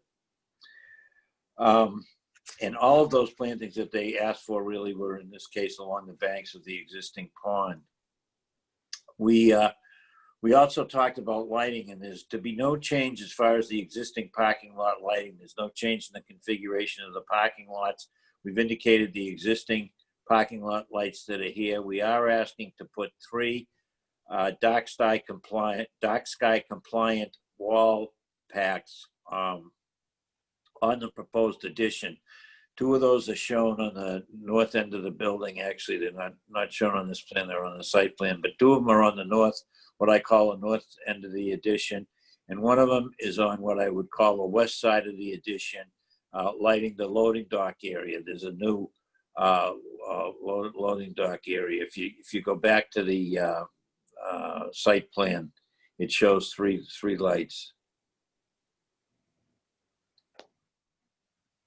And those are the 3 lights shown there. It's with the arrows, and there was 1 on each side of the north end of the building, and 1 by this loading dock area where the 20-foot dimension is indicated, where we have a new access to the building for loading dock. There's an existing loading dock as you go further south along this west wall. That's a loading dock height on the existing storage area. I think that pretty fully explains what we're asking to do as far as this. And now if we might switch to 3 Stanley Tucker Drive, we could describe in a little more detail what we're asking for there.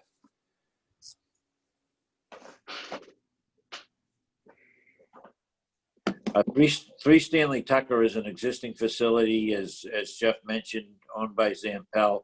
The existing is a small office space and a large storage area.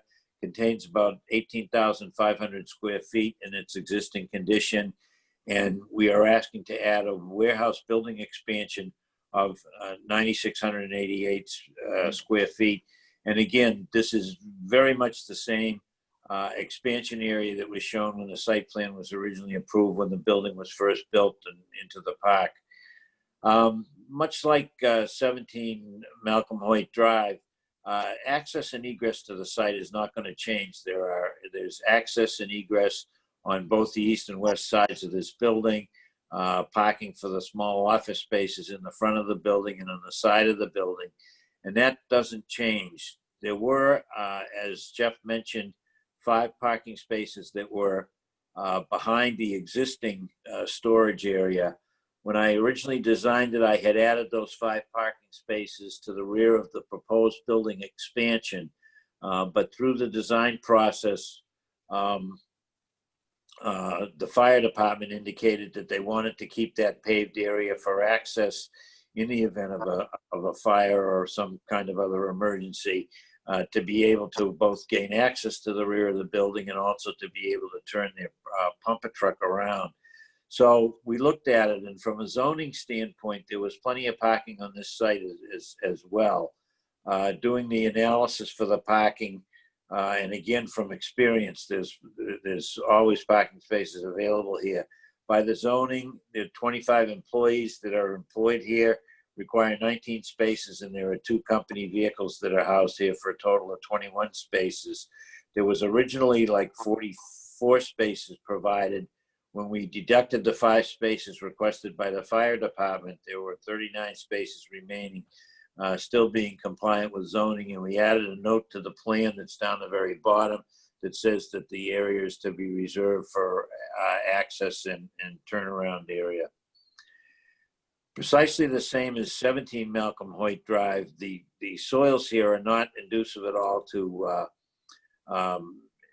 percolation. These are all sedimented soils. They're all silts and clays. And so the concern from a conservation standpoint was, again, flow mitigation like it was on 17 Malcolm Hoyt. And we provided a rooftop detention on this building as well to make up for the impervious area. And that rooftop detention will ultimately discharge on the westerly side of this building into an existing drain that drains into a kind of a ditch area, which is a resource, and ultimately into the drainage system of the industrial park. And as far as lighting is concerned, we actually didn't show any proposed lighting on this plan, but as I reviewed this, getting ready for this meeting, I thought that I don't think there's any place where we need to provide lighting because we're not going to have active parking behind the building. The only thing I think we probably would like to have, again, a dark sky compliant wall pack on the easterly side of the building. If you can see on the easterly side, as you enter the easterly side of the building, you can enter into a big garage door in the building on that side. I think we would probably like to have a wall pack on that, which is actually not shown on that. I think that kind of explains what we're interested in. I maybe should just address that we also in our application to Conservation Commission had requested the possibility of building a link for a forklift between this building and the adjoining building, which is also owned by Zampel. It's not certain that that would be built. We did get approval from the Conservation Commission on that, and got word from the building inspector that we wouldn't need any zoning relief on it. So that feature is shown on this plan as well. Although it may not be built, but what it would be a proposed bridge structure which would cross over the resource area and provide access only for forklifts running between the two buildings. As we pointed out, the Zampel has a tremendous amount of scaffolding as well as some wholesale materials that they sell, and they do have some forklift traffic that runs between this building and the building next door. They already have communication on site between 17 Malcolm Hoyt and 3 Malcolm Hoyt Drive. With that, I think that explains what we are trying to accomplish, and I'd be happy to answer any questions through the chair that people might have, as well as the rest of the design team. So thank you for your time. Thank you. We'll hold all the questions till we've heard from everybody. I believe the architect wants to speak as well. Is that correct? Yeah, I could. Andy, can you hear me? We can. Yes, just clarify if there's a particular plan you want to pull up. Okay, I will do that. Yeah, John Sava, 19L In Street, Newburyport. And if you could put 17 up, Andy, maybe the rendering.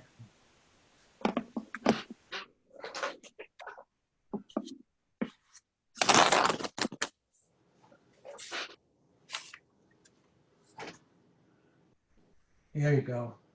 That's fine. Well, we are lucky in Newburyport to have a really excellent industrial park with premier companies. Some Fortune 500, at least they used to be, but and Zampel is a premier company, and I think that their existing buildings were done at the time when concrete block infill with steel frame was pretty popular. You can drive around the park. I actually have done quite a few of them there, and that was sort of the way things were done back then. But as you know, the energy codes don't treat those buildings very well. And the intent of Zampel was to try to give, number one, these old buildings some sort of insulation value. And number two, try to create some unity with all their buildings to put forth a more comprehensive, organized building master plan. So that's what we tried to do here. We matched the refractory red, if you would, because that's how their company originally started off. So the bands you see are a brick color, and then they're mixed in with a gunmetal gray panel. And these are sandwich panels, and a thinner sandwich panel will go on the surface of the brick buildings. And the new buildings will have probably a 5 or a 6 inch sandwich panel.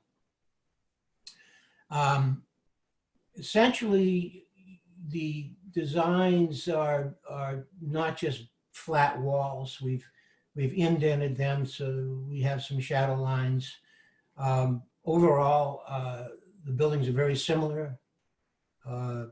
They are just warehouses, but we try to make warehouses as nice as we can, and I think we've achieved that. Not complicated buildings. These are just housing, scaffolding. Just on a side note, Zampel actually produced all the scaffolding for Old Ironsides, so that's a pretty nice project. So, yeah, that's it for me. Unless I can get some questions from you.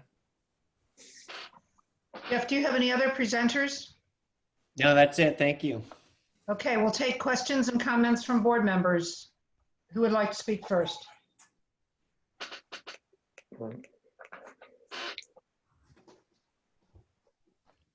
Anybody? See everybody muted, so that means you're probably not ready to speak. All right. Let me open this for public comment. Is there anybody who would like to speak, Andy? I'm not seeing anyone in the public, actually. It looks like everyone is associated with the other applications. So. Okay, so we'll close that. How about looking at the decision first for, is there anything in particular that we should look at in any of these decisions, Andy? Bonnie, yes? Excuse me, I'm sorry. I was going to speak, but I wanted to see if anyone from the public spoke before I okay. I'm sorry, John. questions. I'm sorry. Go ahead. Probably should have realized there weren't going to be any public comment, but never say never. Could you tell me, I guess for the applicant or Andy, you may know, what is the 100-year flood elevation, please? And what is the level of this building above the 100-year flood elevation? I, Andy Port, do not know that off the top of my head, but Peter may know because I know he's been doing a lot of plans in the business park and on this particular site. He may know off the top of his head. Peter, do you have? My recollection is that these are above the 100, but I don't remember what it was. Let me see if it's indicated on the plan.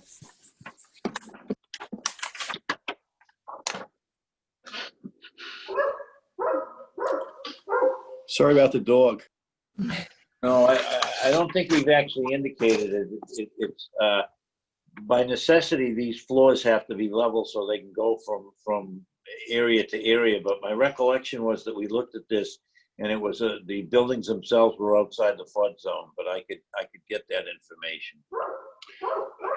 And the other reason why I'm asking, and again, I think sometimes this should be the role of the applicant, but I do think that there's been some precedent, although it's perhaps more visible closer to the waterfront, that the city is concerned about sea level rise. And if you take a look at some of the projections, they show in some areas of the industrial park that it can be flooded, which is 4 or 5, 6 feet, depending upon whose theory, assumptions, et cetera, you believe with sea level rise. So I was just curious if that was a consideration, but I won't belabor that point if I may. The second one issue, and thank you very much for talking about a bit of energy. And I always feel compelled to bring these issues up, so I'll apologize to the folks of the planning board that I've already heard this, but did anyone really take an analysis of whether a net zero building would have been cost beneficial over a life cycle with a reasonable, favorable internal rate of return? And again, if not, that's okay. I'm just curious because some people think that should always be part of what we do because they think net zero buildings are cheaper than whatever you're doing. It's an energy efficient, but it's not a net zero building. So I was just curious if that thought process what was in your design process. John, can you speak to that? I might be able to address that, John Sabin. If you're familiar with a lot of the normal metal buildings, pre-engineered. I am. Yeah, they're usually a sort of a thin corrugated exterior with a panel that has standard insulation, liner panels sometimes you can see when you walk into these buildings. And they're really not great. And the Zampels have actually elected to go with a really nice insulated sandwich panel here, where the exterior is pretty much flush and attractive, but the interior is also, I'm talking about the new building now, the interior is actually a finished product. The older buildings we're going to be covering with a, really an inch thick sandwich panel. That coupled with the older insulated block will give a really good, much better rating than they have right now. Sure. If they were putting something other than scaffolding in these buildings, we might think, offices and things like that, we might have a different design direction. But to their credit, they're making some pretty efficient warehouses here. They're not requiring too many, almost no air conditioning. We're moving the air with fans and enough of insulation so the sprinkler systems won't freeze. But, I'm certainly sympathetic to exactly what you're talking about. Given the opportunity, we'll do it. But this building, we've done the best we can on it. Thank you. Just two more points, if I may, or comments. I see on our screen right now we have the block rendering diagrams, and I don't know what's on the roof. And again, it's completely your call, but I do think if you took a look at perhaps adding another 4 to 5 PSF on your roof loading and provided solar panels, to the extent you don't have a lot of air handlers, et cetera, up there, I actually think you would find that accretive to your financial performance.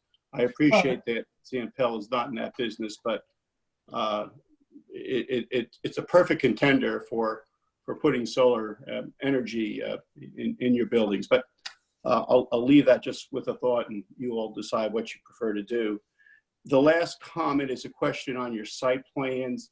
You mentioned some form of a ramp or bridge, et cetera, between the two buildings that would cross over the, I guess a wetland area. I tried to look for details on the site plans. My bad. Do you have details of what that crossing would look like? Yeah, there were details provided the Conservation Commission. It was in another plan, although I think, if I'm not mistaken, didn't we show the bridge on the detail sheet? Okay, if you do, that's fine. I just wasn't sure. There's a lot of detail sheets, and well, what we selected is a precast arch structure, which we can put the footings in on either bank and just drop in over the stream so that we have a minimum amount of effect on it. We spent quite a bit of time with the Conservation Commission deciding how that would be done and where it would be placed to be a minimum impact. Okay, well, thank you. And the last, actually, this is an editorial comment. I just think it's great that small businesses are growing in Newburyport. And as a person that worked in the power industry for many, many decades, I'm familiar with your refractory products, et cetera. So kudos to the entire team. Thanks, Bonnie. Okay, thanks, Don. So I'm going to assume that was the sole planning board member comments. And move on to the decision. Andy, I was in the process of stating for your confirmation that the decision contains findings and standard conditions and no special conditions. Correct, per yeah. was presented primarily by Jeff. So I don't see any reason that we have to go through all of those. I agree. I think if the board is comfortable with it, we see no special conditions required for these projects, actually both of them. And so if the board is so inclined, you could motion to approve the draft conditions and findings in the decision provided by the staff. Okay, so I'm going to ask for, first of all, we're going to take votes relating to 7 Malcolm Hoyt Drive, just to keep Linda from going totally crazy on this. And as I promised, the first motion has to be for an application completeness and acceptance of the submittal waivers as listed. Bonnie, can I just interrupt quickly? Yes. I just wanted to point out it's 17 Malcolm Hoyt Drive. Did I? Oh, what was I doing? 17. Yeah, I've got that in front of me. I don't know what I said, but thank you for the correction. So, and those 3 waivers, just to remind you, are for from a full traffic report, from a full environmental and community impact analysis, and from submittal of cross sections of the site and buildings. All right, so may I have a motion for that application completeness and submittal waivers decision? Sorry, Madam Chair, real quickly. We did submit a 4th waiver request just to clarify that we're looking for a 4th waiver that was discussed in my June 15th letter, which you may not have even had a chance to see yet.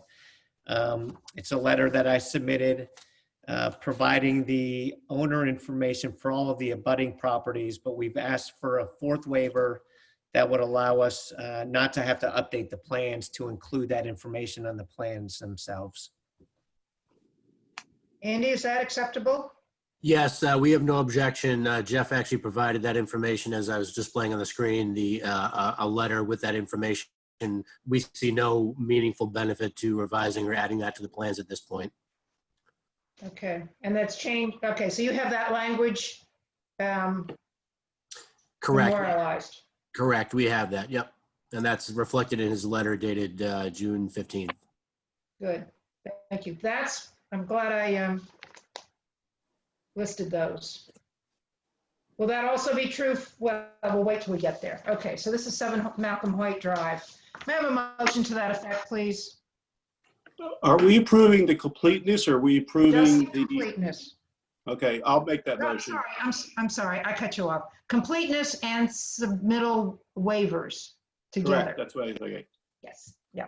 Okay, Don makes the motion. May I have a second? I'll second it. Leah. Thank you, Leah. And because we're on remote, I have to do a roll call vote. Because it's open and closing tonight, everybody's eligible. Alden? Voting? Yes. Beth? She's recused herself, right? Oh, I'm sorry, thank you. Anne? Yes. Tanya? Yes. Leah? Yes. Rick? Yes. MJ? Yes. Don? Yes. Bonnie? Yes. Now I'll take a motion to approve the site plan review application. I'll make that motion with the addition of adding the additional waiver that was in a letter from Jeff that we just discussed it. And just one editorial comment, I think we should change in the procedural history with the motion to approve. We ought to put Alden's name in there and take James off there in what we received from the planning board. Been taken care of. Now, you added that extra waiver. I thought that was included in the previous decision. Well, that was the waiver for submittal. I think now what we're talking about is the major site plan for review, right? There are certain waivers that were requested. Maybe I'm mistaken, Bonnie. What was submission of? That was a submittal waiver as well. Right. That's the submittal waiver of the traffic analysis. Is that what you're referring to? No, the letter of June 15th asking not to have to submit updated plans with the names of the owners. Is that a submittal or is that a site plan review? It's a submittal, so you've essentially already determined that the application was okay. I stand corrected, Bonnie. I thought the site plans had to have that information on the abutters, but I guess not. Okay. Okay, so back to the motion to approve. Is that your motion, Don? Yes. And Yes, may I have a ma'am. second? I'll second. Thank you, Leah. And roll call. Alden, Yes. Anne, Yes. Tanya, Yes. Leah, Yes. Rick, Yes. MJ, Yes. Don, Yes. Bonnie, yes, and Beth is recused. We're going to go through the same order of events for, I do have the right one here. 3 Stanley Tucker Drive. The first motion being application completeness and acceptance of submittal waivers. May I have a motion? So moved. Rick. Thank you. Second? Second, Anne. Thank you, Anne. Roll call on the vote. Alden, Yes. Anne, Yes. Tanya,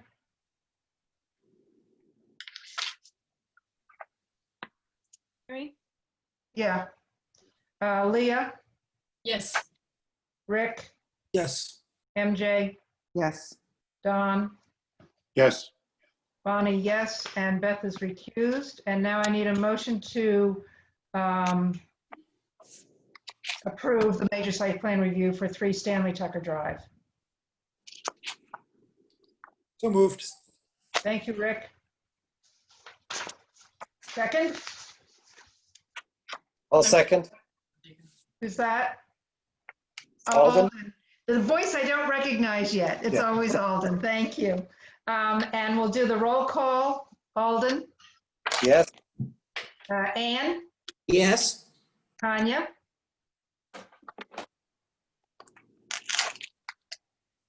Tanya, Yes. Leah, Yes. Rick, Yes. MJ, Yes. Don, Yes. Bonnie, yes, and Beth is recused. And you are good to go. Thank you very much, everybody. Thank you Yeah, all. nice to hear your voice again. We look forward to seeing your face the next time. Thank you. Same Thank here. you, board, very much. And Rick, hi. Hi, John. Long time. Yes, it has A been. former landlord. Yeah, right. Thanks again. Okay, everybody.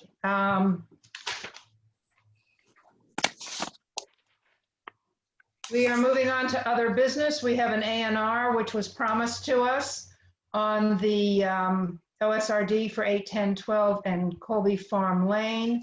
And I believe Adam Costa is still here. I am, Madam Chair. Good. You can say whatever you want. You're on. Okay, well, thank you, Madam Chair. I don't think I have much to say. Maybe Andy has a plan. There we go. So as you can see here on your screens, we've got an approval not required plan for property at 81012 and 18 Colby Farm Lane. This is in connection with the OSRD, and so it's a relatively straightforward A&R plan. We've got 3 lots. We've got proposed lot 1, which is the single family dwelling lot, middle sort of bottom of the page. We've got proposed lot 2, which is the proposed OSRD development lot, consisting of about 1.148 acres. And then we've got proposed lot 3, which is the OSRD open space lot, consisting of about 6 1/3 acres. We've got a zoning chart on the right-hand side of the plan, even though that's not necessarily pertinent to an A&R endorsement. You can see here that we've got the requisite frontage, which is pertinent, as well as some of the other requirements. And the only thing notable is that the minimum frontage for proposed lot 1 is 75 feet, where 90 feet is required. But you can see the double asterisk there, which indicates that a waiver was granted from the board. And so this is something that I understand you probably know better than I do, because it was at a prior meeting of yours that I did not attend. But I understand something that was promised to the board in connection with a prior permitting of the property. And so we have now submitted it for your endorsement. Great. Any questions or comments from board members? No. Nope. All right, then I'll take a motion to endorse this A&R plan. So moved, MJ. Thank you, MJ. Second? I'll second it, Leah. Thanks, Leah. I'll do the roll call on this. Everybody's eligible. Alden Clark, Yes. Beth DeLeo, Yes. Ann Gardner, Yes. Tanya Hartford, Yes. Leah McGovern, Yes. Rick Tainter, Yes. MJ Verde, Yes. Don Walters, Yes. Bonnie Sontag, yes. You've got your A&R, Adam. Okay, thank you all again and have a nice night. Thanks, you too. All right, we're into more other business. We're going to approve the minutes, and then I want to take a break and have a little chat with Alden before we go into our discussion of 6C. So let's just have a motion to approve the minutes for June 3rd. So moved. Don, was that you? It was actually Rick, but I'll second it if that's okay. Okay, Rick made the motion, Don seconded it, and I do apologize, but this is remote procedure. I need to call everybody's name. Alden, obviously, you have to abstain. Abstain. Okay, Beth, Yes. Anne, Yes. Tanya, Yes. Leah, Yes. Rick, Yes. MJ, Yes. Don, Yes. Bonnie, yes. I forgot to say that the usual crew of reviewers has reviewed it, and there are minor modifications that weren't worth bringing up to your attention. So they're not even worth saying as amended. So this is the welcome to Alden that I wanted to have before we get into any further discussion.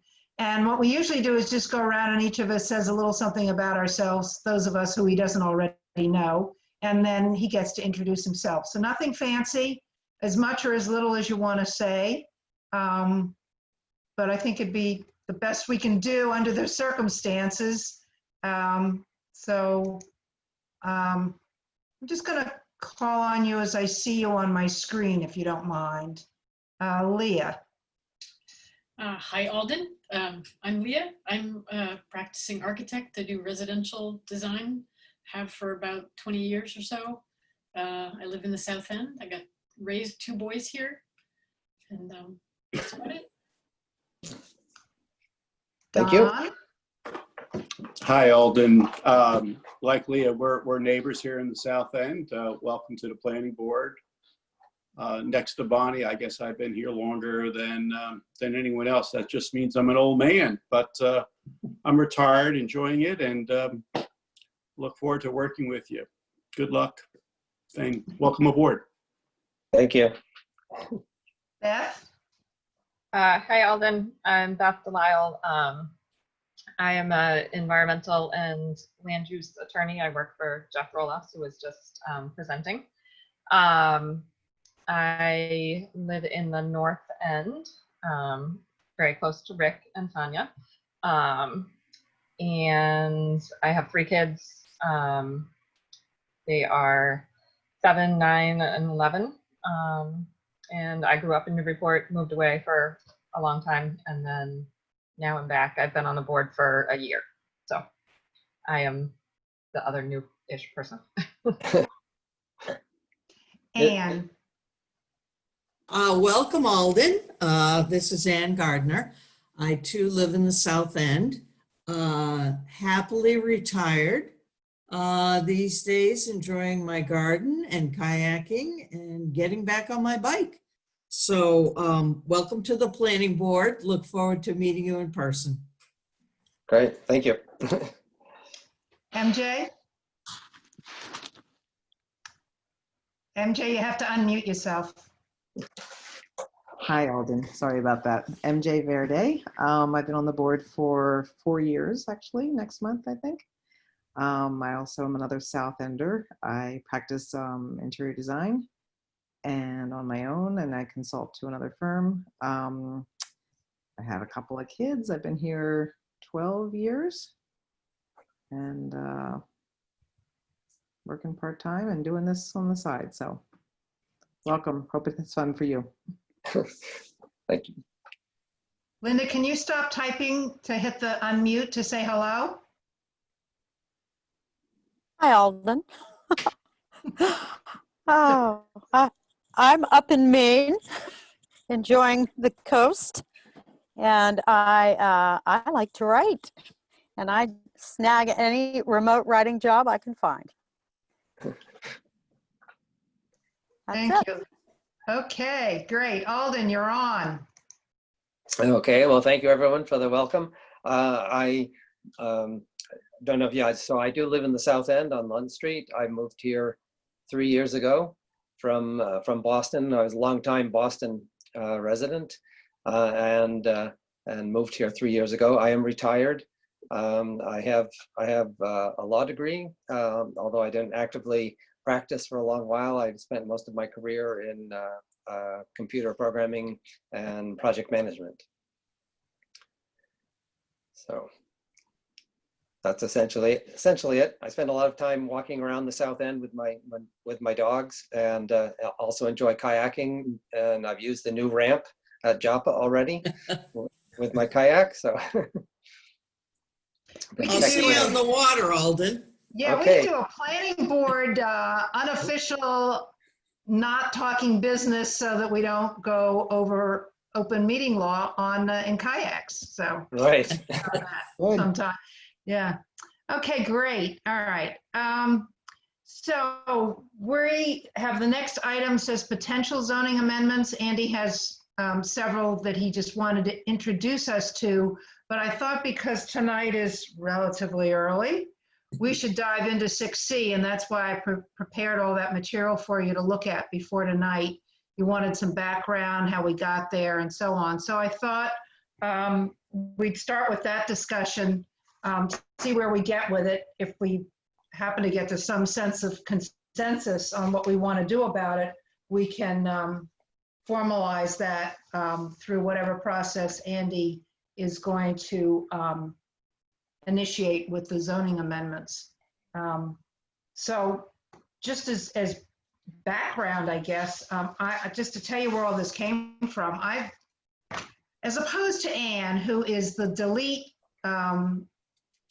maven of the group, I'm the opposite. I keep everything. The problem is to find it. So I think I found everything, and I tried to cull out any overlaps. And so that's why I said the basic history is that from 84 to 2004, the planning board required findings if an applicant wanted to build more than one structure on a parcel. From 2004 until middle of 2008, and I don't remember the fact that we required a special permit without any benefits, but we did. And then after 2008, we realized that people were getting an awful lot out of this, and so we added the public benefit. I think the important thing to realize is that it was put in place because we were trying to avoid really massive two and multi-story unit buildings on one parcel. That was the real driving force. And that had to do with managing infill.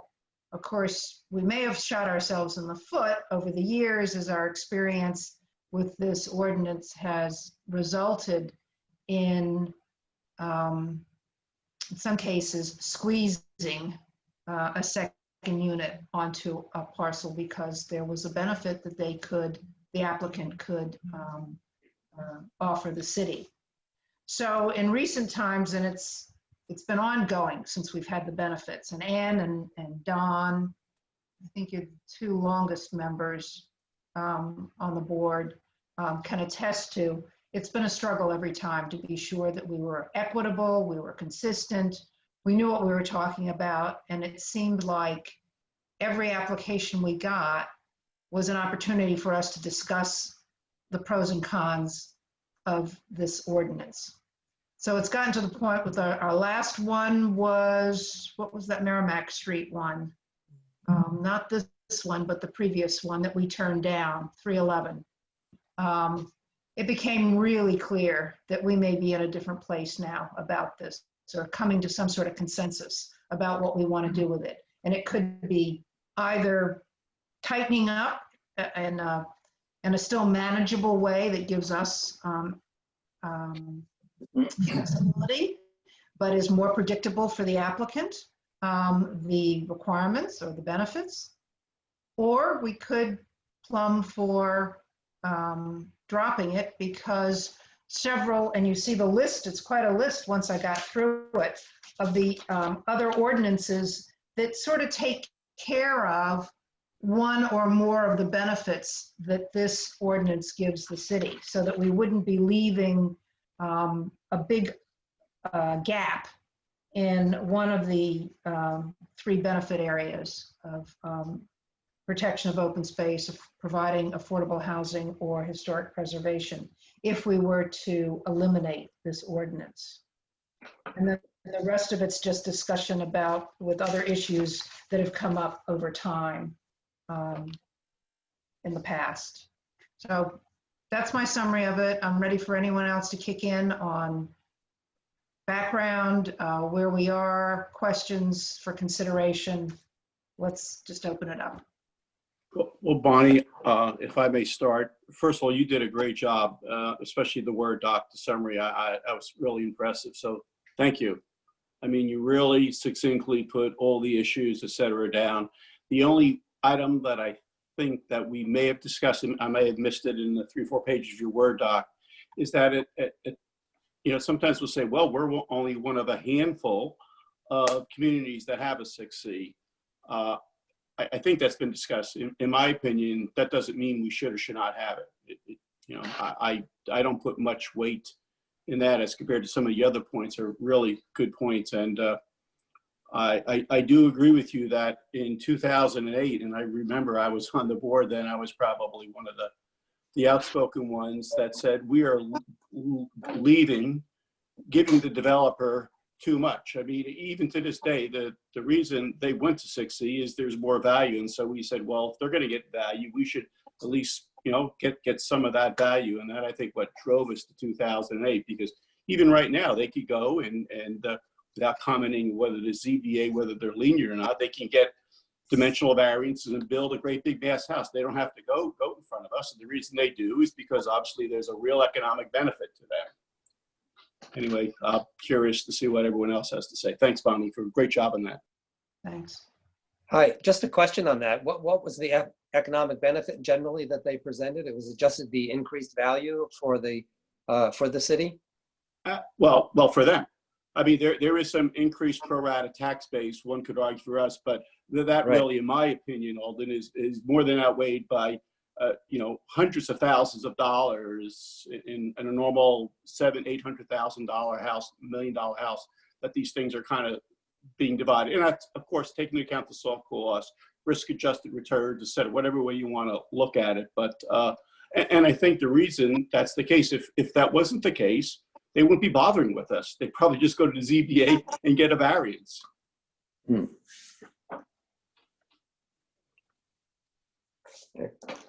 Bonnie, do you mind if I weigh in? This is Andy. Go ahead.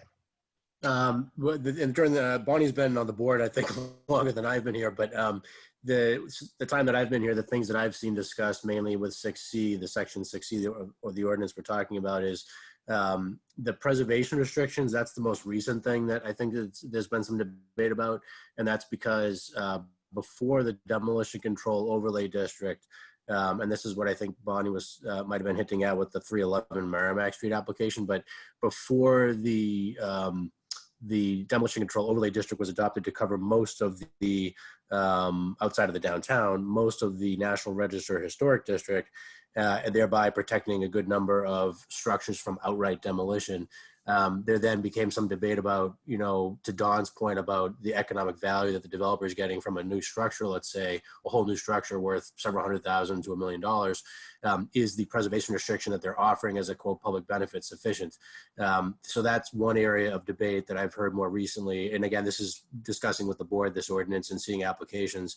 The other issue that I've seen over the years is whether or not, and I should add as a footnote that I haven't seen much in the way of open space being proposed with these 6Cs. Mostly it's been, from what I think, the affordable housing units, or the preservation restrictions. It seems to be the easiest thing for folks to do these days. And so the affordable housing component, there's been either a unit created in a few instances, but rare, or a proposal to provide some cash in lieu, which, to Don's point, usually ends up being a relatively small amount of money when you think about the economic value of an entirely new residential structure. So it depends on, every application is very different, and the board has to look at both the impact of these 6C projects on a neighborhood and whether or not they're compatible with the neighborhood, which is one generic finding the board should be making. But the other one is whether or not the public benefit is sufficient to warrant, granting that special permit, or deserving that special permit relief from the otherwise applicable restriction on multiple residential structures.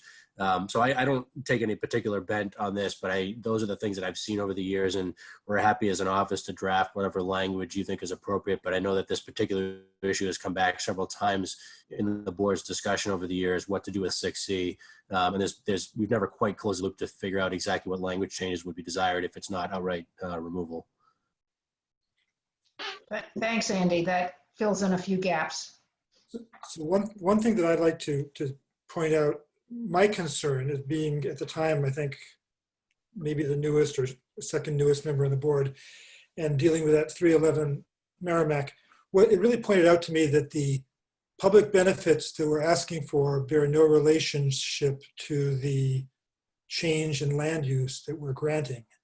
I mean, the only one that actually would have a relationship would be the preservation of natural resources or open space. But as Andy pointed out, that isn't the one that's used. What's really used, it's either affordable housing or preservation restrictions. And so we're trading unrelated things. We're getting a significant, sometimes a very significant change in the character of the neighborhood, and I don't know how you can really say, is the benefit great enough? I guess the question is the benefit the right benefit? And so I was kind of pushing for changes to 6C that would relate to preserving the community character, allowing development that replicated the existing development in the neighborhood, and that sort of thing. I think that it's, as Andy pointed out, it's pretty easy to give the preservation restriction. And in many cases, they're not really giving anything anyway if they're in the demolition, if they're in the overlay district. So I don't have a problem with keeping some form of 6C, but I would like to get away from this public benefit idea and have performance standards for what type of, I wouldn't even want to call them public benefits. I would want to call them performance standards for the type of development that results from the granting of a 6C. Bonnie, can I actually add one thing at the Rick's comments there? One thing I wanted to add, the preservation restrictions, and I think you might have gathered a hint of it with comments from Glenn Richards earlier this evening, and it goes back a little bit to that 311 Merrimac Street application too. But what I have seen, and again, applicants evolve over time to see where the permit processes become easier, but one thing that I have seen is the Historic Commission being approached first by an applicant to say, would you like a preservation restriction on this structure? And then once the commission says, of course we'd like a preservation restriction on that structure, to then come to the planning board and say, see, we've already confirmed for you that there is a public benefit involved. And I think that decision really legally, clearly, and Rick, I'm sure, can confirm this as a fellow planner, that decision rests with the planning board to decide, not the applicant, and unfortunately not for the commission, not the commission. So the commission is really just an advisory position at that point saying, yes, we're willing to accept the preservation restriction, but it's up to the planning board to decide whether or not that PR is a public benefit in that scenario when compared against the DCOD preservation provisions and so forth. But that's something that I've seen is, and I'd like to minimize in the future, is an applicant's ability in general to go from one board to another and sort of pit one board against another in a way. Yeah.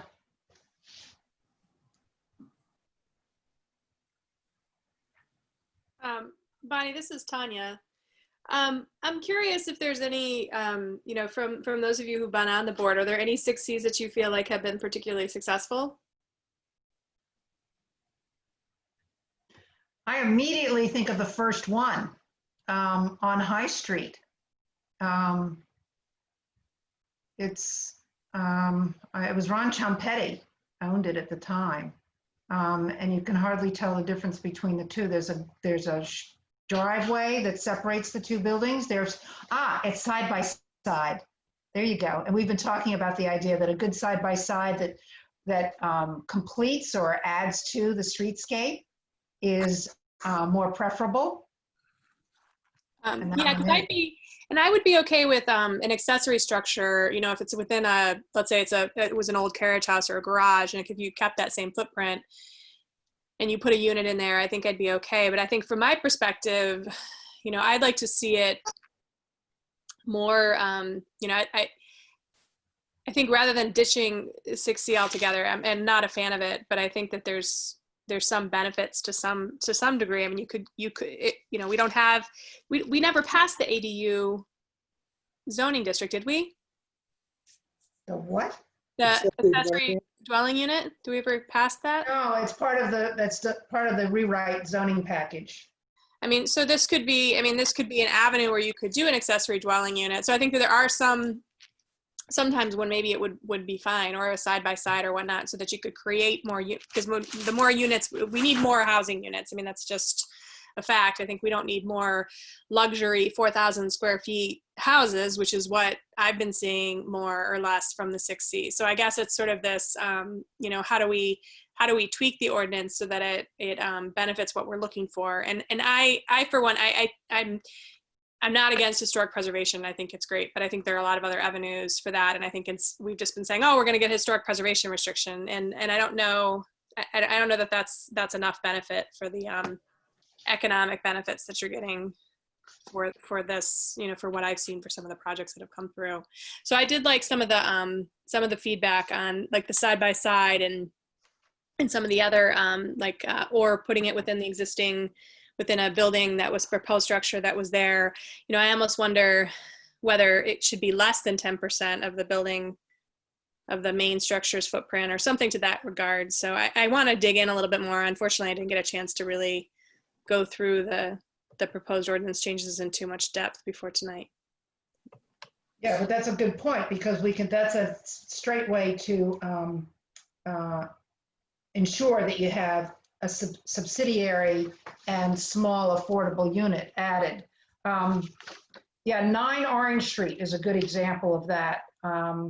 Back in 2010, reduced the existing 4-unit structure to a 2-unit structure, renovated the existing carriage barn to be used as a single unit, and resulted in 2 residential structures on 1 lot.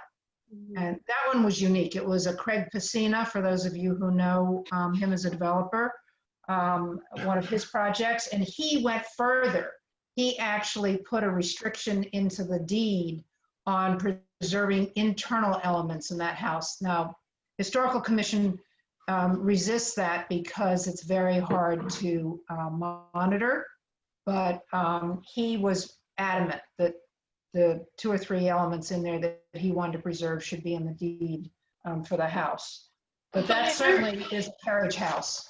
If I remember that one right, though, that was an existing carriage house and an existing house, so nothing new was constructed.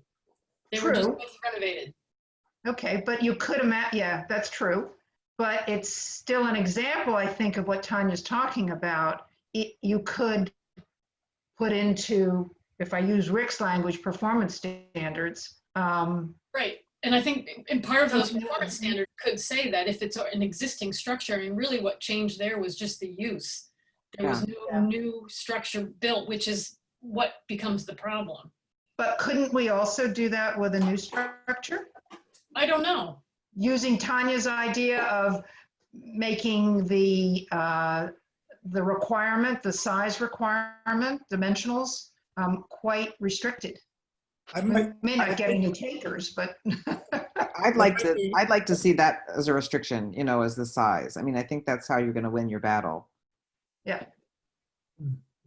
It seems simple to me. So I think there are two different things going on here. One is an accessory dwelling unit or an accessory structure, which I think we still should. I hope that still goes forward in the zoning rewrite, wherever that stands. But the other thing is that if we're trying to fill in a streetscape, I mean, just think about the one we did tonight. That wouldn't necessarily have to be substantially smaller than the main house to have a benefit. It's actually a very unique situation of creating, you know, adding to the streetscape on a different street than the main house is, the primary house is located. Or if you wanted to have two houses side by side, if there were a place where that fit in, it might look odd to have one house substantially smaller than the other. So I think that we should probably, I think the substantially smaller one is an accessory dwelling unit or accessory structure or whatever. But the 6C, if we keep it, should be maybe more flexible, but less flexible in some ways. More flexible in terms of how the size of the dwelling, but less flexible in terms of what it does to the neighborhood, in terms of, you know, eliminating open space and that sort of thing. Yeah, I guess what I'm saying, Rick, is not necessarily that it has to be. I get that we don't have an ADU unit ordinance on the books yet, and I know we're working towards that, and hopefully it passes, and it may and it may not. I don't know, but I mean, it also could be, you know, where you could have. I'm thinking more like you know, you have a lot of the situations, I feel like in Newburyport, where you have a main house, then you have that the parents lived in, and then they build a house in the back where they move to that's maybe bigger than an ADU unit, but smaller than maybe a 4,000 square foot a house. I don't know. I'm just thinking about that. But so I guess I'm trying to figure out what's that middle ground. And I guess in some ways the fact that we have the flexibility of deciding is, you know, with a special permit, we can decide what benefits, you know, we have some flexibility there. So I guess there might be some things that we can tweak, but maybe there's some things, maybe we don't want to be too restrictive so that because each site is really unique. Well, maybe what we do is we have what Rick was proposing, and have a set of performance criteria that is flexible. And there are things that we encourage and there are things that we discourage. And then it's up to us through the permitting process to decide if they meet enough of the criteria either way. Mm-hmm. No, and that makes sense. And if I may go back, Tanya, I think your question regarding 6Cs is what we just talked about, is whether it's side by side or in back or on a corner, unique, et cetera, as compared to when you asked about successful ones. Even though there are 6Cs, I think they're markedly different than I think the angst that we all have, such as the one at Parker Street. We just did Colby Farm Road. There's 6Cs too, right? But I think they're in like a different bucket, for lack of a better term, than I think the ones that we're debating.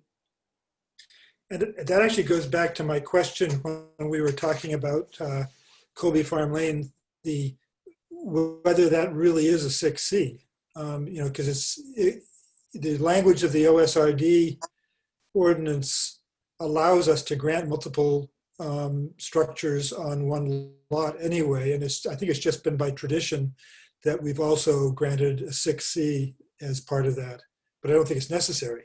So I think that I don't either, and I don't know when we started doing that. I'm not sure that we've always put the two together. It's just come to the fore recently. And I agree with Rick. I think the OSRD takes care of any special subdivision that's going on there, and the 6C isn't required for it. I'd rather see the 6C in the light of what the other examples we've been talking about, where it literally stands on its own, and then we have to have this debate. So I'm going to put Ann on the spot, because we've struggled with this a lot, and I've watched her really have some good ideas, but not sure that she wanted to go through with it. So, Anne, can you speak to this flexibility of benefits? I don't. You know what I'm referring to?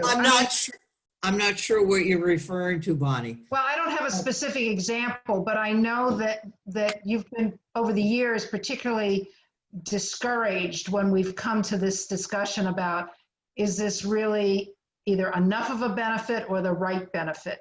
And the idea that we didn't want to make them too specific because we tie our hands, but we wanted to, on the other hand, if they were too flexible, we didn't know what to do about it. Yeah, I guess we've had a lot on the historic preservation. And I remember the one on Merrimac Street that I didn't care for at all, which was an example of putting a house behind a house. Remember that one? And yeah, way down, way up near the on the way to the chain bridge, up that end. Yeah, correct. And it was, you know, not in a historic district.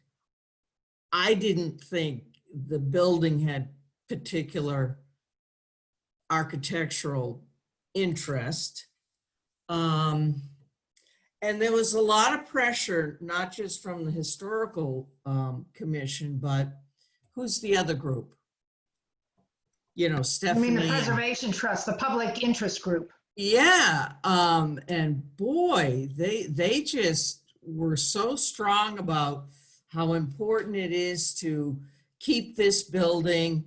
And it's like, we're not saying don't keep the building. It's just that they wanted to build that huge house behind it to be right on the river. And I just didn't like it. I don't like the house behind a house. It doesn't follow street patterns in our city. And I guess I agree with Rick.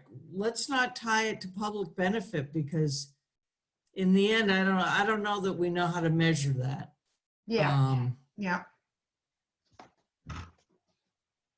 So I've seen a lot more that I don't like than that I have liked. So I don't know. I guess I would ask, why keep it? Can we think of a place where it would fit? And let's assume that we get the accessory dwelling unit zoning, which, you know, they've done a lot of good work on that. So one question connected with that is, if we do away with it, I thought in the notes it referenced some other applicable zoning things that would be applicable. Do you think, is there a thought that there are other ways to control the issues that we're talking about, or is this something that you feel is needed? Or put it in another way, is that list of regulations leaving anything out that we get with 6C? Well, I sort of feel like that, you know, everything in Newburyport, every situation is so eclectic and so unusual. And, you know, there's no one size fits all, that it is a tool. But if there were performance criteria, and one of which might be, we discourage putting a house behind a house, that would be in the con side. And if you had a pro side, it would be when there is, you know, adequate space beside a house for another house. I'm being really simplistic here, but and that would be a con. I feel like that gives us another tool for being able to find another unit, maybe even, and most likely a modest unit, that we might not necessarily be able to do. So I think it's a useful tool if the criteria is set up properly. And I agree with doing away with incentives that you know, we have no idea if anybody really enjoys or appreciates. I mean, benefits. And for those that we are okay with, the side-by-side Could they alternatively go to the ZBA and split the lot and get variances? I mean, in those situations, are there ways that they can accomplish what makes sense without 6C? Well, someone can always go to the zoning board, but they have to prove that there's something unique about, right, theoretically, under the statute, which is not always the case it works out, but they have to prove that there's something unique about the property that creates a hardship for its current use. So that, in other, theoretically, nobody should have for that, because they have to prove that the lot can't be used for a single use. But in fact, the zoning board sometimes ignores that piece and it goes. So I guess one of the advantages of keeping a special permit is to discourage people from going to the zoning board. You know, to actually have a more formal review of the impact on the character in the neighborhood. Well, and it also gives us an opportunity to perhaps approve something that the ZBA just can't approve. Yeah. Well, if I may be the devil's advocate, and I will not be politically correct, but I think if someone took a look at the ZBA decisions, my sense, and I don't have factual information and statistics, folks, that you will find out that their definition of economic hardship is very lax, and they give it more often than not. That's just me. Yeah. So I think to your point, Rick, if we want to control it, and others, if we want to control it, I do think having the 6C provides that, because again, as you just said, right, the alternative is go to the ZBA. And Kaylee, some of you are new to the board, but about 4 or 5 years ago, and granted, you know, the makeup of boards change, and there was a conscious effort by our city council, Bonnie, you recall this, and if I'm misstating something, please correct me, to put some things that perhaps in the past were more ZBA related to the planning board. And one of the reasons for that is the city council back then was concerned at some of the direction the ZBA was going. You could be politically correct and don't say anything, Bonnie. No, it's true. I mean, for whatever reasons, they've cleaned up their act. We've also been pulled up too, and that's because if you take the umbrella way of handling that, it's each of us have our set of ordinances, and we have to be very, very conversant with the details of them when we review an application, whether it's 6C or anything else. So that's kind of like a side issue, but the thing that I think we ought to be focusing on is the idea that we shouldn't throw out the baby with the bathwater. If this tool can be used to get us something that we would want to have, and we've gotten some examples from several members, then we should work at making it more usable. And for the first time, we found another route besides trying to clean up our act around benefits. So it might behoove us to spend some time looking at what those criteria might be and remove the benefits, given this discussion and where we've come from on it, and test it out on each other the next time around. Everybody can make a contribution to that, and see if that would move us closer to what would be a useful tool that we could actually use without tying ourselves in knots every time an applicant comes forward. The other side of it is we also have to make sure whatever we put into it as criteria are clear enough that applicants' expectations are set and they can propose projects without coming up with surprises when they come in to discuss it with us.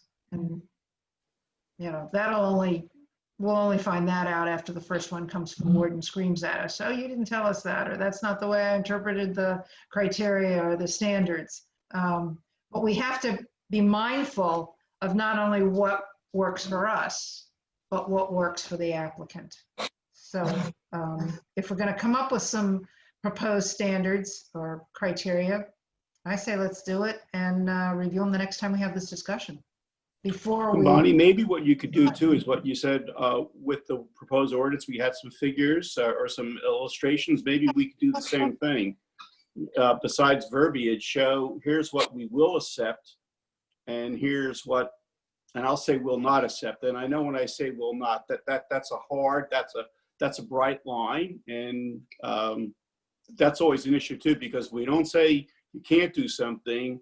We do know that applicants will still come in for whatever reason, find that loophole or do an end around, and then we'll, well, I guess we'll just have to make a decision as a board what each of us wants to decide on. Yeah. Well, if you plow through the materials, there were, I think, 11 examples of plans that Caitlin had included in that documentation. So you can see what they look like, and that might spark some ideas for what you would want to include in that list of what we'd accept and what we wouldn't accept. Actually, I'd like to just speak to that a little bit. I think it's a great idea to go to the ones that we are general and people feel are not successful, and find the issues and write somehow that into what the restrictions are, which is a little tricky, but if there are ones that really jump out at being unsuccessful, try to come up with the language that makes that not possible. Great idea. One other topic related to this, when I initially read the ordinance, it was clear to me that it was talking about adding a second dwelling unit to a lot, because it talks about one residential structure shall be subsidiary to the other residential structure. But in fact, there have been several cases where there have been more than 2 units on a lot. And then we have things like Hillside and Parker Street that are 7 and 9, or however many units there are on one lot. I guess the question is a 6C, does the same procedure apply to these big developments as applies to a single development? Because I think as we've been talking about fitting another house onto a lot, but in fact we've got these other things. I think Hillside, had a lot of positive things going for it, and we might have wanted to approve it for a whole bunch of reasons. And I don't know whether 60 was the right way to do it, but it was probably the only way we had to do it. And I don't know about Parker Street. That's a very unusual one. And I don't know whether that should have been more of an open space residential development or some other type of project. But it's not like, those two in particular are not like most of the others that are covered by this. When you mentioned the Parker Street, is that the Hines Way? Yeah. Okay. Yeah, that's a good question. I don't know that there could have been a special permit for certainly Parker Street. It would have been a subdivision, and then it would have been ugly as anything and spread out and bad use of resources. I mean, I think we may want to think about whether we want to have something that allows that, but it may not be the same thing as 6C. Depending how we write 6C. Yeah. So I guess that's the question, is as we think about how we like to have 6C rewritten, keep in mind that it has been used for those other purposes as well. Okay. And so it might be possible to come up with criteria that relate to going from a single to a 2 unit, and then a single to a many unit. And it could be 2 sets of criteria, maybe. Yeah, or maybe 2 different ordinances. It could be, or it could be that we just want to have 2 different ordinances. Yeah.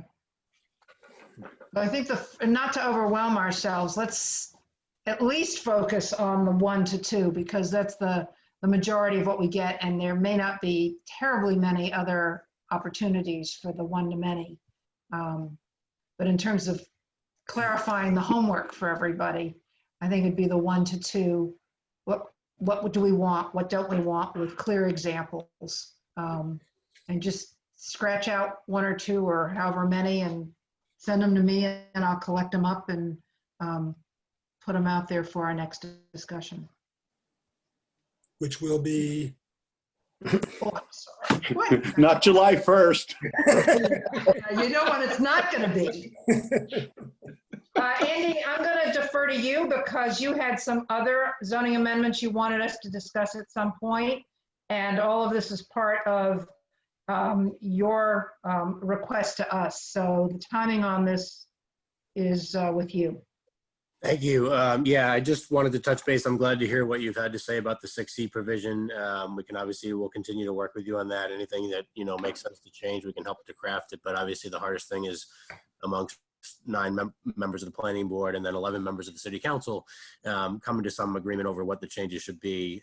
But crafting the language is something we can do. And this particular ordinance has had mixed results. So it's not a clear, take it out or leave it in type situation. We have to kind of figure out what makes sense. I wanted to get your sense as planning board members about any particular amendments that, whether they come out of the comprehensive rewrite that we've been working on or not, that you'd like to see move forward, because I had talked to Councilor Eigenman, Councilor Shan, and the other members of the Planning and Development Committee of the City Council.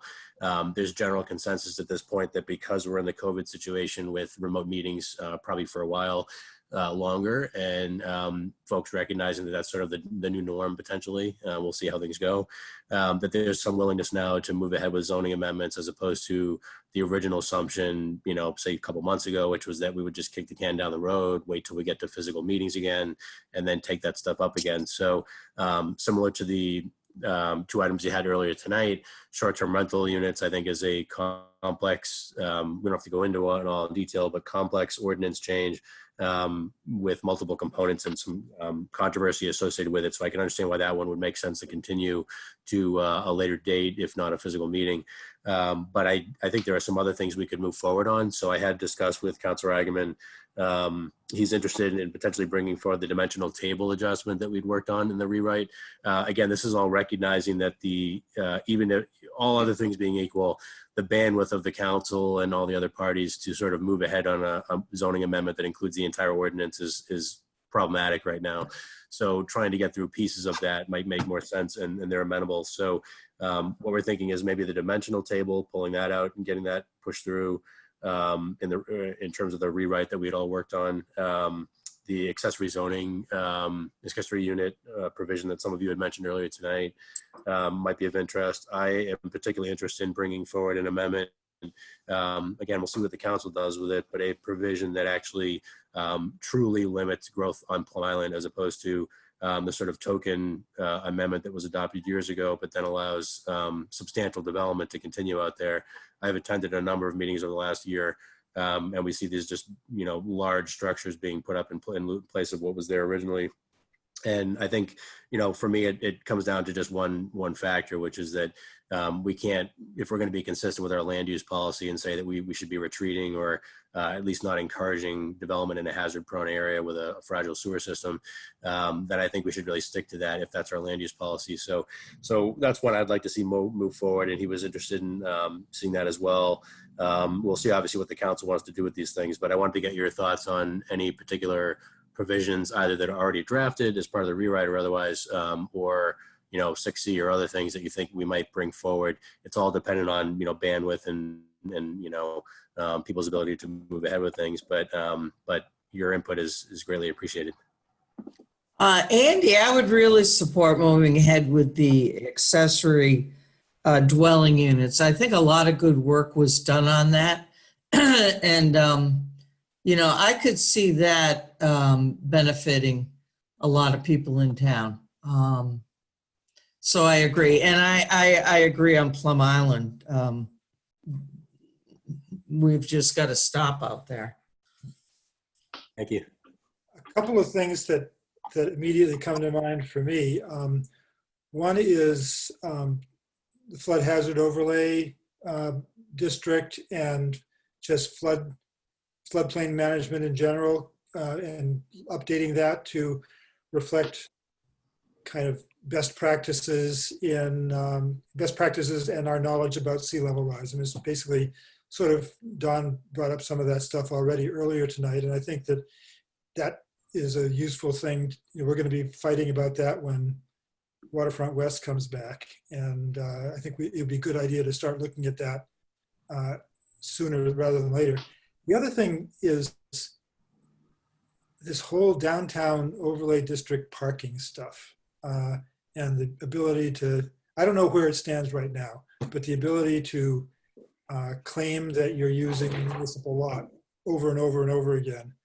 I think it makes more sense to cut downtown parking requirements and rather than to go through this. It's really a charade of saying, that it started coming up with the institution, but I think that the Black Cow used it, I think, and everybody's claiming the same parking space multiple times. So I think having a more rational parking policy for the downtown that allows businesses to grow without putting, well, I'll stop there. Got it. Thank you. I guess I would add one, Andy, as a proxy for the Energy Advisory Committee. I think you've seen their proposed for net zero buildings. They have their own opinion on it, and mine may be a little bit different, but I'll just say that the Energy Advisory Committee has asked for something they deem very important on the buildings. Thank you. Yeah, and I think one of the questions in my mind on that, because I talked with you, I talked with Molly and some others about it, was the confidence we have that we'll have a council sponsor for a net zero type provision. I don't know whether that's something that any of you have reached out to the councils on yet, or whether I should start doing that. I just want to make sure we're not overlapping. So. I'm pretty certain as you see, I'm almost positive, Andy, that they think that you would be taking the flag and running up the hill. But that's fine with me. It's policy direction change I believe in. Obviously, one of those things that it comes down to at the end of the day is whether the council feels that the trigger that we're using or the time frame in which people have to comply with it is a reasonable one. So. Right. We might propose it start in year X. Everybody has to comply with net zero and so forth on new units or something to that effect. The question becomes, is the council supportive of that, or do they think it's too restrictive? Do they hear an argument from developers or those with homes that it's not reasonable? But I agree, it's a policy change. I think we should push for it, be a little bit progressive here in Newburyport with respect to renewable energy. Yeah, my guess is you bookended. That's maybe one of the more controversial items or more debatable items, whereas the other one that we talked before about auxiliary or accessory dwelling units, it's kind of like motherhood and apple pie. I think most of us here agree in some degree of affordability in law or whatever. So yeah, we probably got the extremes there, Andy. That's funny that you say that, Don, because there's so many communities that are not able to pass ADU units right now. So it's good to think that maybe that's one that'll go through. Well, I may be naive on second thought, Tanya. I'm just thinking like, well, how can you not? But your point's well taken. Thank you. Yeah, I'm watching Salem, which is my where I used to work, and they're having a hell of a time getting it through their council. So hopefully that passes there too. I will just add on to Rick's that if we're going to look at parking, not just focus on downtown, but look at probably our overall parking ordinances together with sort of, as sort of thinking about it holistically, especially with sharing and whatnot. I think that, And learn from the smart growth district in terms of bicycle parking and pedestrian access and all that kind of stuff. Right, and linkages. I always go back to that, to the Hope Church and sort of the fact that they want to expand that parking lot, which is just still so crazy to me when there's so many parking lots that you could use in the area that, and it would be for a couple hours a week that you're adding all that pavement to. So I think we can also, that's another way, like Don said, that we can be a little bit more creative and at the forefront. So. I just wanted to add, I think Tanya was right with the earlier point you made about the fact that even though the accessory unit one, I think is a good amendment and will be beneficial from a housing perspective, affordable housing, little a affordable, if you will. I agree. I think when we get to the actual adoption of that amendment, there'll be some debate on the council floor because the we'll hear some concern about whether or not it allows too much, infill into units. So Andy, how do you propose to prioritize these? Because it would be much easier if we took one or two related ones at one time and just focus and get them through and then move on to the next. Yes, well, I can definitely tell you based on what I know right now that I think that the most likely candidates for the next, month or two to start bringing forward to the council and have them to do the hearing process with you and so forth, recognizing that, we've got some other things that we have to clear up on our agenda on the July 1st meeting at least. That if we have the accessory units, the dimensional table in Plum Island, I think that there might still need to be a little bit further work and discussion on the downtown overlay district parking special permit, the sort of expectations for that provision in the ordinance and how it's changed over time, including the more recent amendment that triggered a cash, contribution for use of that public parking. But as Rick pointed out, that provision without the cash contribution has been there for years.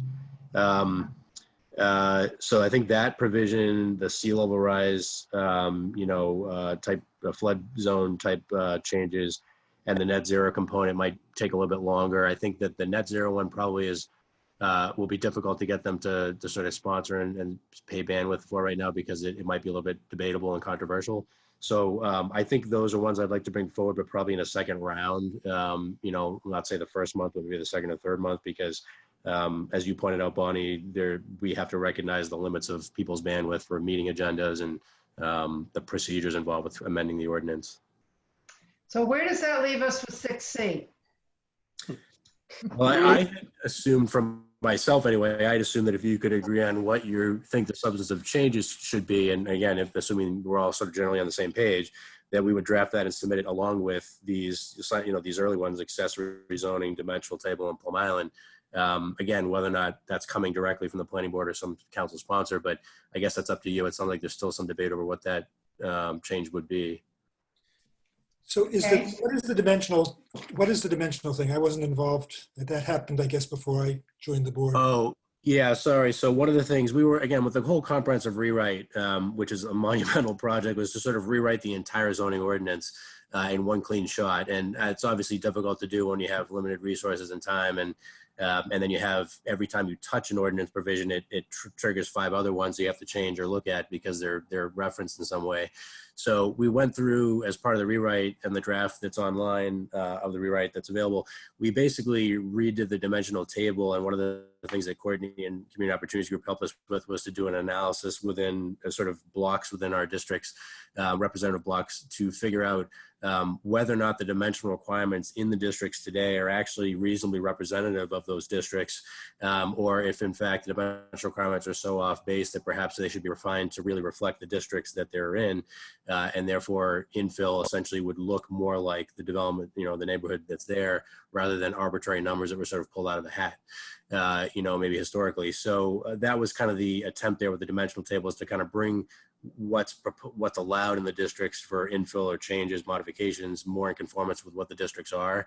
And that way, one of the assumptions with that was that, we'll see how things go, but one of the assumptions was that you might force a few less folks to come in for a relief that isn't necessarily needed because what they're proposing is actually in conformance with the district, while at the same time making sure, like I said, that any new infill or changes are actually consistent with the district because they're of similar dimensional standards. So that's what that was. And the assumption there was at least we could get that through, because if there isn't debate over quite a lengthy table, of course, of dimensional requirements, if there isn't debate over that, at least that's a chunk we could get through. Councilor Eigenman believes that that's something that wouldn't be necessarily controversial, and we could probably bring that forward. So again, if that's what they're able to do, let's do that one, I think. And I'd like to see some other ones too, if we're able to, but I recognize that Community Opportunities Group, and Courtney in particular, started with the premise that we would do this all at once, and I'd love to do that as well. But what we found is that every time we work on a section, it adds more time and changes things, and we go back and revisit, and it becomes hard to get everybody's bandwidth to look at the entire ordinance at once, whether it's the planning board or the city council or anybody else, all at once. And we just keep going back over some provision before the whole thing is finished. So we're thinking that maybe we can at least get some big chunks done, and then pull in the smaller pieces after that if need be. So my feeling is, and I might be wrong about this, but it usually is the case, that most of the issues with the dimensional table have to do with the residential neighborhoods, and particularly the older residential neighborhoods, because those are the areas that were zoned after they were already developed. So it seems to make a lot of sense to look at the dimensional table. If that's the case, it seems to make a lot of sense to look at the dimensional table, the accessory dwelling units, and 6C together as a housing package or a residential development package. And then you make sure they all fit together. And that could go pretty quickly, I would think. Am I wrong about that?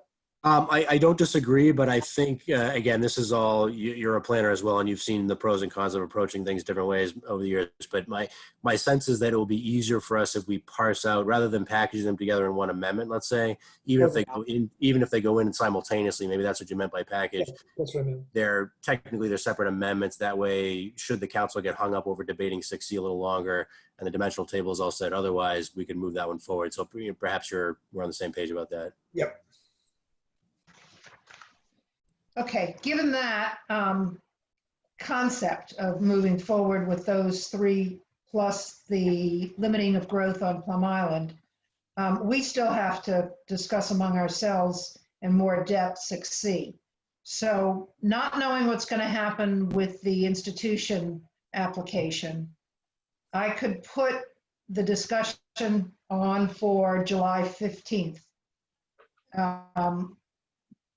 With the option that if we have a long drawn out discussion about the institution, anything's up for grabs. But I'd like to have a date to shoot for so that I can have something to remind you of as the time is approaching to get that input. So let's plan for another discussion on 6C on July 15th, if that's okay.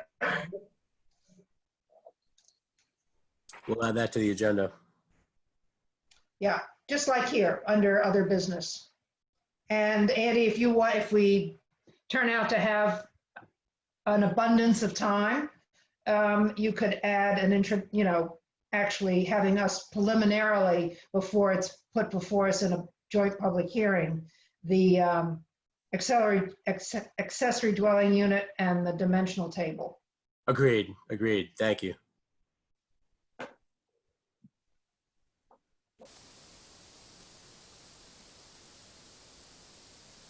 Is the current draft of the accessory dwelling unit online? Yep. If you have trouble locating it, let me know. But there's, if you look at the city's website, we're making an adjustment because of the Engage Newburyport website that we were using. We've decided to migrate away from that. I can go into that in more detail, but bottom line is we're migrating the stuff back to the city website. So it's there, but if you have any trouble reviewing it as part of the rewrite package, let me know. We would essentially just parse that piece out, for now. Andy, would that be the same for the dimensional control? Yes, same thing. Yep. I'm curious, where, just so maybe we don't have to write you an email, but where I've got the city of Newburyport on, and I've got the planning department. Where exactly is it? Yeah, actually, let me just or flip it all to all of us. Yeah. Actually, one second. Let me just try to. Why don't you just send us the link and work on it afterward, or have Caitlin do it? Yep, we'll do. This is the Engage Newburyport URL or website, but I'll send the link to you, which basically just is right now it's embedded here. We've called it Port City Plans, but it's got if you click on that, it's the main page there. It's got a whole list of the sections there, but I can, I'll send you the link to that. Thank you. Okay, there was one other item that, Andy, you wanted to get a letter from us regarding the open space plan because the city is coming up against a deadline, but it says nothing about our supporting it or not, and that you wanted us to vote on that tonight. Yes, thank you. And I apologize for the sort of last minute discussion of this, but what's happened here is, I'll make a long story short, is the city is obligated, it's not obligated under statute, but to be eligible for some grant programs and for good planning purposes, we're required to update our open space plan every 5 years. There's been a little bit of variation in that time frame from the state. They varied it, at a point to 7 years. They could extend them, but bottom line is every 5 years or so we have to update our recreation open space plan.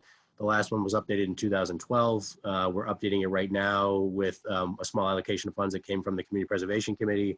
We've hired Beta Group Incorporated to help us update that plan. Jordy Vining, Lise Reed, and myself have been working with the consultant to go through the sections, to go through the public participation process and the public feedback. I would acknowledge right here that the public participation process has been crunched tight on this particular plan update, because it's our understanding the state is not flexible right now with the deadline to submit the draft plan, despite the COVID situation. And unfortunately, the planning or the project itself did not get kicked off early enough. In my opinion, I wanted it started earlier last year, but it got started a little bit too late. And so what we have now is the need to get at least a comment letter in from the planning board before the end of this month, if possible. That's my request. And normally I would want to have submitted something like this to you several months ago and said, we have a draft plan, like the master plan, please take a look. Let us know your thoughts. We'll revise the plan, then we'll get a letter from you and so forth. Because of the time frame, what we're asking for is not a letter of support or approval of the plan itself, but rather a letter. I would ask tonight essentially for the board to authorize the chair or myself, or another member if you prefer, to sign a letter indicating that the board is in receipt of the draft plan. This is the draft plan that's on the website, and is reviewing it and will provide further comments in the coming weeks. Obviously, we can expect you to comment on it entirely tonight. I know Rick had put together some pretty thorough comments, and we have those. I have them now if you wanted to go through them, but we have those comments. If our goal here is basically to meet the state deadline for submission of the plan by the end of the month, so we're not jeopardizing our ability to apply for the next grant round, because the Parks Department was planning on applying for the grant. Unfortunately, Jordy wasn't able to kick off this project early enough where we could back up the public participation process to be longer. So we've shortened that process, unfortunately, and it kind of coincided with the COVID situation. With that sort of background, I guess I'm hoping that you'll be willing to authorize the chair and myself to sign a letter that essentially acknowledges the board has received the plan. Perhaps, if you wish, can incorporate or reference Rick Tainter's comments as initial adjustments that could be made in the draft plan before adoption, and that you'll provide further comments in the coming weeks. Our goal is to circle back with you as the planning board and the city council in the coming weeks when a updated final draft version of the plan is ready for a formal review process that we would have with the city council. But we're just, like I said, our time frame is a bit compressed. I would make a motion that Bonnie could send a letter to that effect. Thank you, Ann. Second? Second. I'll second. All right, Don, you get to second it. And I have to take a roll call. Alden? Yes. Beth? Yes. Ann? Yes. Tanya? Yes. Leah? Yes. Rick? Yes. MJ? MJ, you still with us? All right. Don? Yes. Bonnie, yes. Okay, you got your letter authorization. I'll sign it whenever you get it to me, and that's taken care of for now. Okay, thanks very much. Anything else from the department? No, I don't think, not at this time. If there's anything else that you folks would like information on, let me know. There isn't anything on the Planning and Development Committee meeting this week that this planning board would need to pay attention to. So I think there's nothing else worthy of note at this time. Anybody else have anything to bring up? Just a question. I was looking at the planning development meeting notice, and it had, of course, the subcommittee discussion of Waterfront West, which I know is not happening. But do we know anything about when we're going to get back to that? Certainly nothing has been coming from NED. The last conversation I had, and this is really as COVID kind of took over everybody's attention and bandwidth for dealing with adaptive, ways of doing things. The last we had spoken, we were talking about putting together an estimate for our own 3D model to look at the Waterfront West area and to basically use that as a tool sort of in concert with your planning board joint meeting or discussion with the Planning and Development Committee of the City Council to agree on what the substantive changes should be to the existing Waterfront West Overlay District. The assumption was that the model would help us to visualize, at least in block form, where the massing was reasonable to have a 1-story, 2-story, 3-story, 4-story, et cetera, height building, rather than relying upon any model that might be given to us by NED or not given to us by NED, so that we can visualize that for ourselves and come to some consensus internally. Because somewhat what I was saying earlier on this evening, when we have, never mind the general public's feedback, when we have 9 planning board members and 11 city councilors to agree on a zoning change for Waterfront West, something that's, a very important area of the city, will have long-term impacts, pro or con, and has lots of community interest in it. It becomes hard to get 20 people to agree on what that content should be. So I guess our hope was that we'd be able to continue and pick up with that discussion. I know that Heather and the Planning Development Committee members and others have been needing to focus on some other things, obviously, with the rest of the council. But I think we could discuss with Heather whether or not we pick up that discussion again, and whether or not they devote some time in their regular meetings or otherwise to sort of pick up where we left off.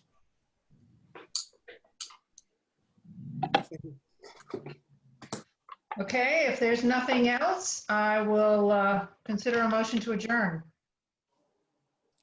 So moved. Second, Second?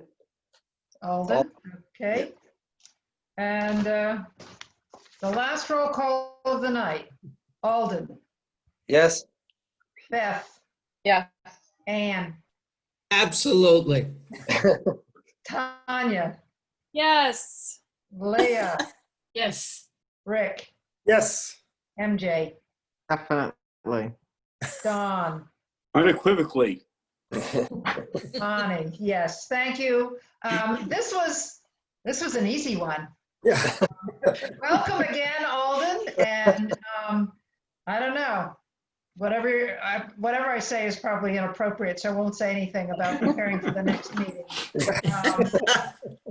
So see you then, if not sooner. Some of us will see each other on the site visit, and have a good 2 or 3 weeks, whatever it is till then.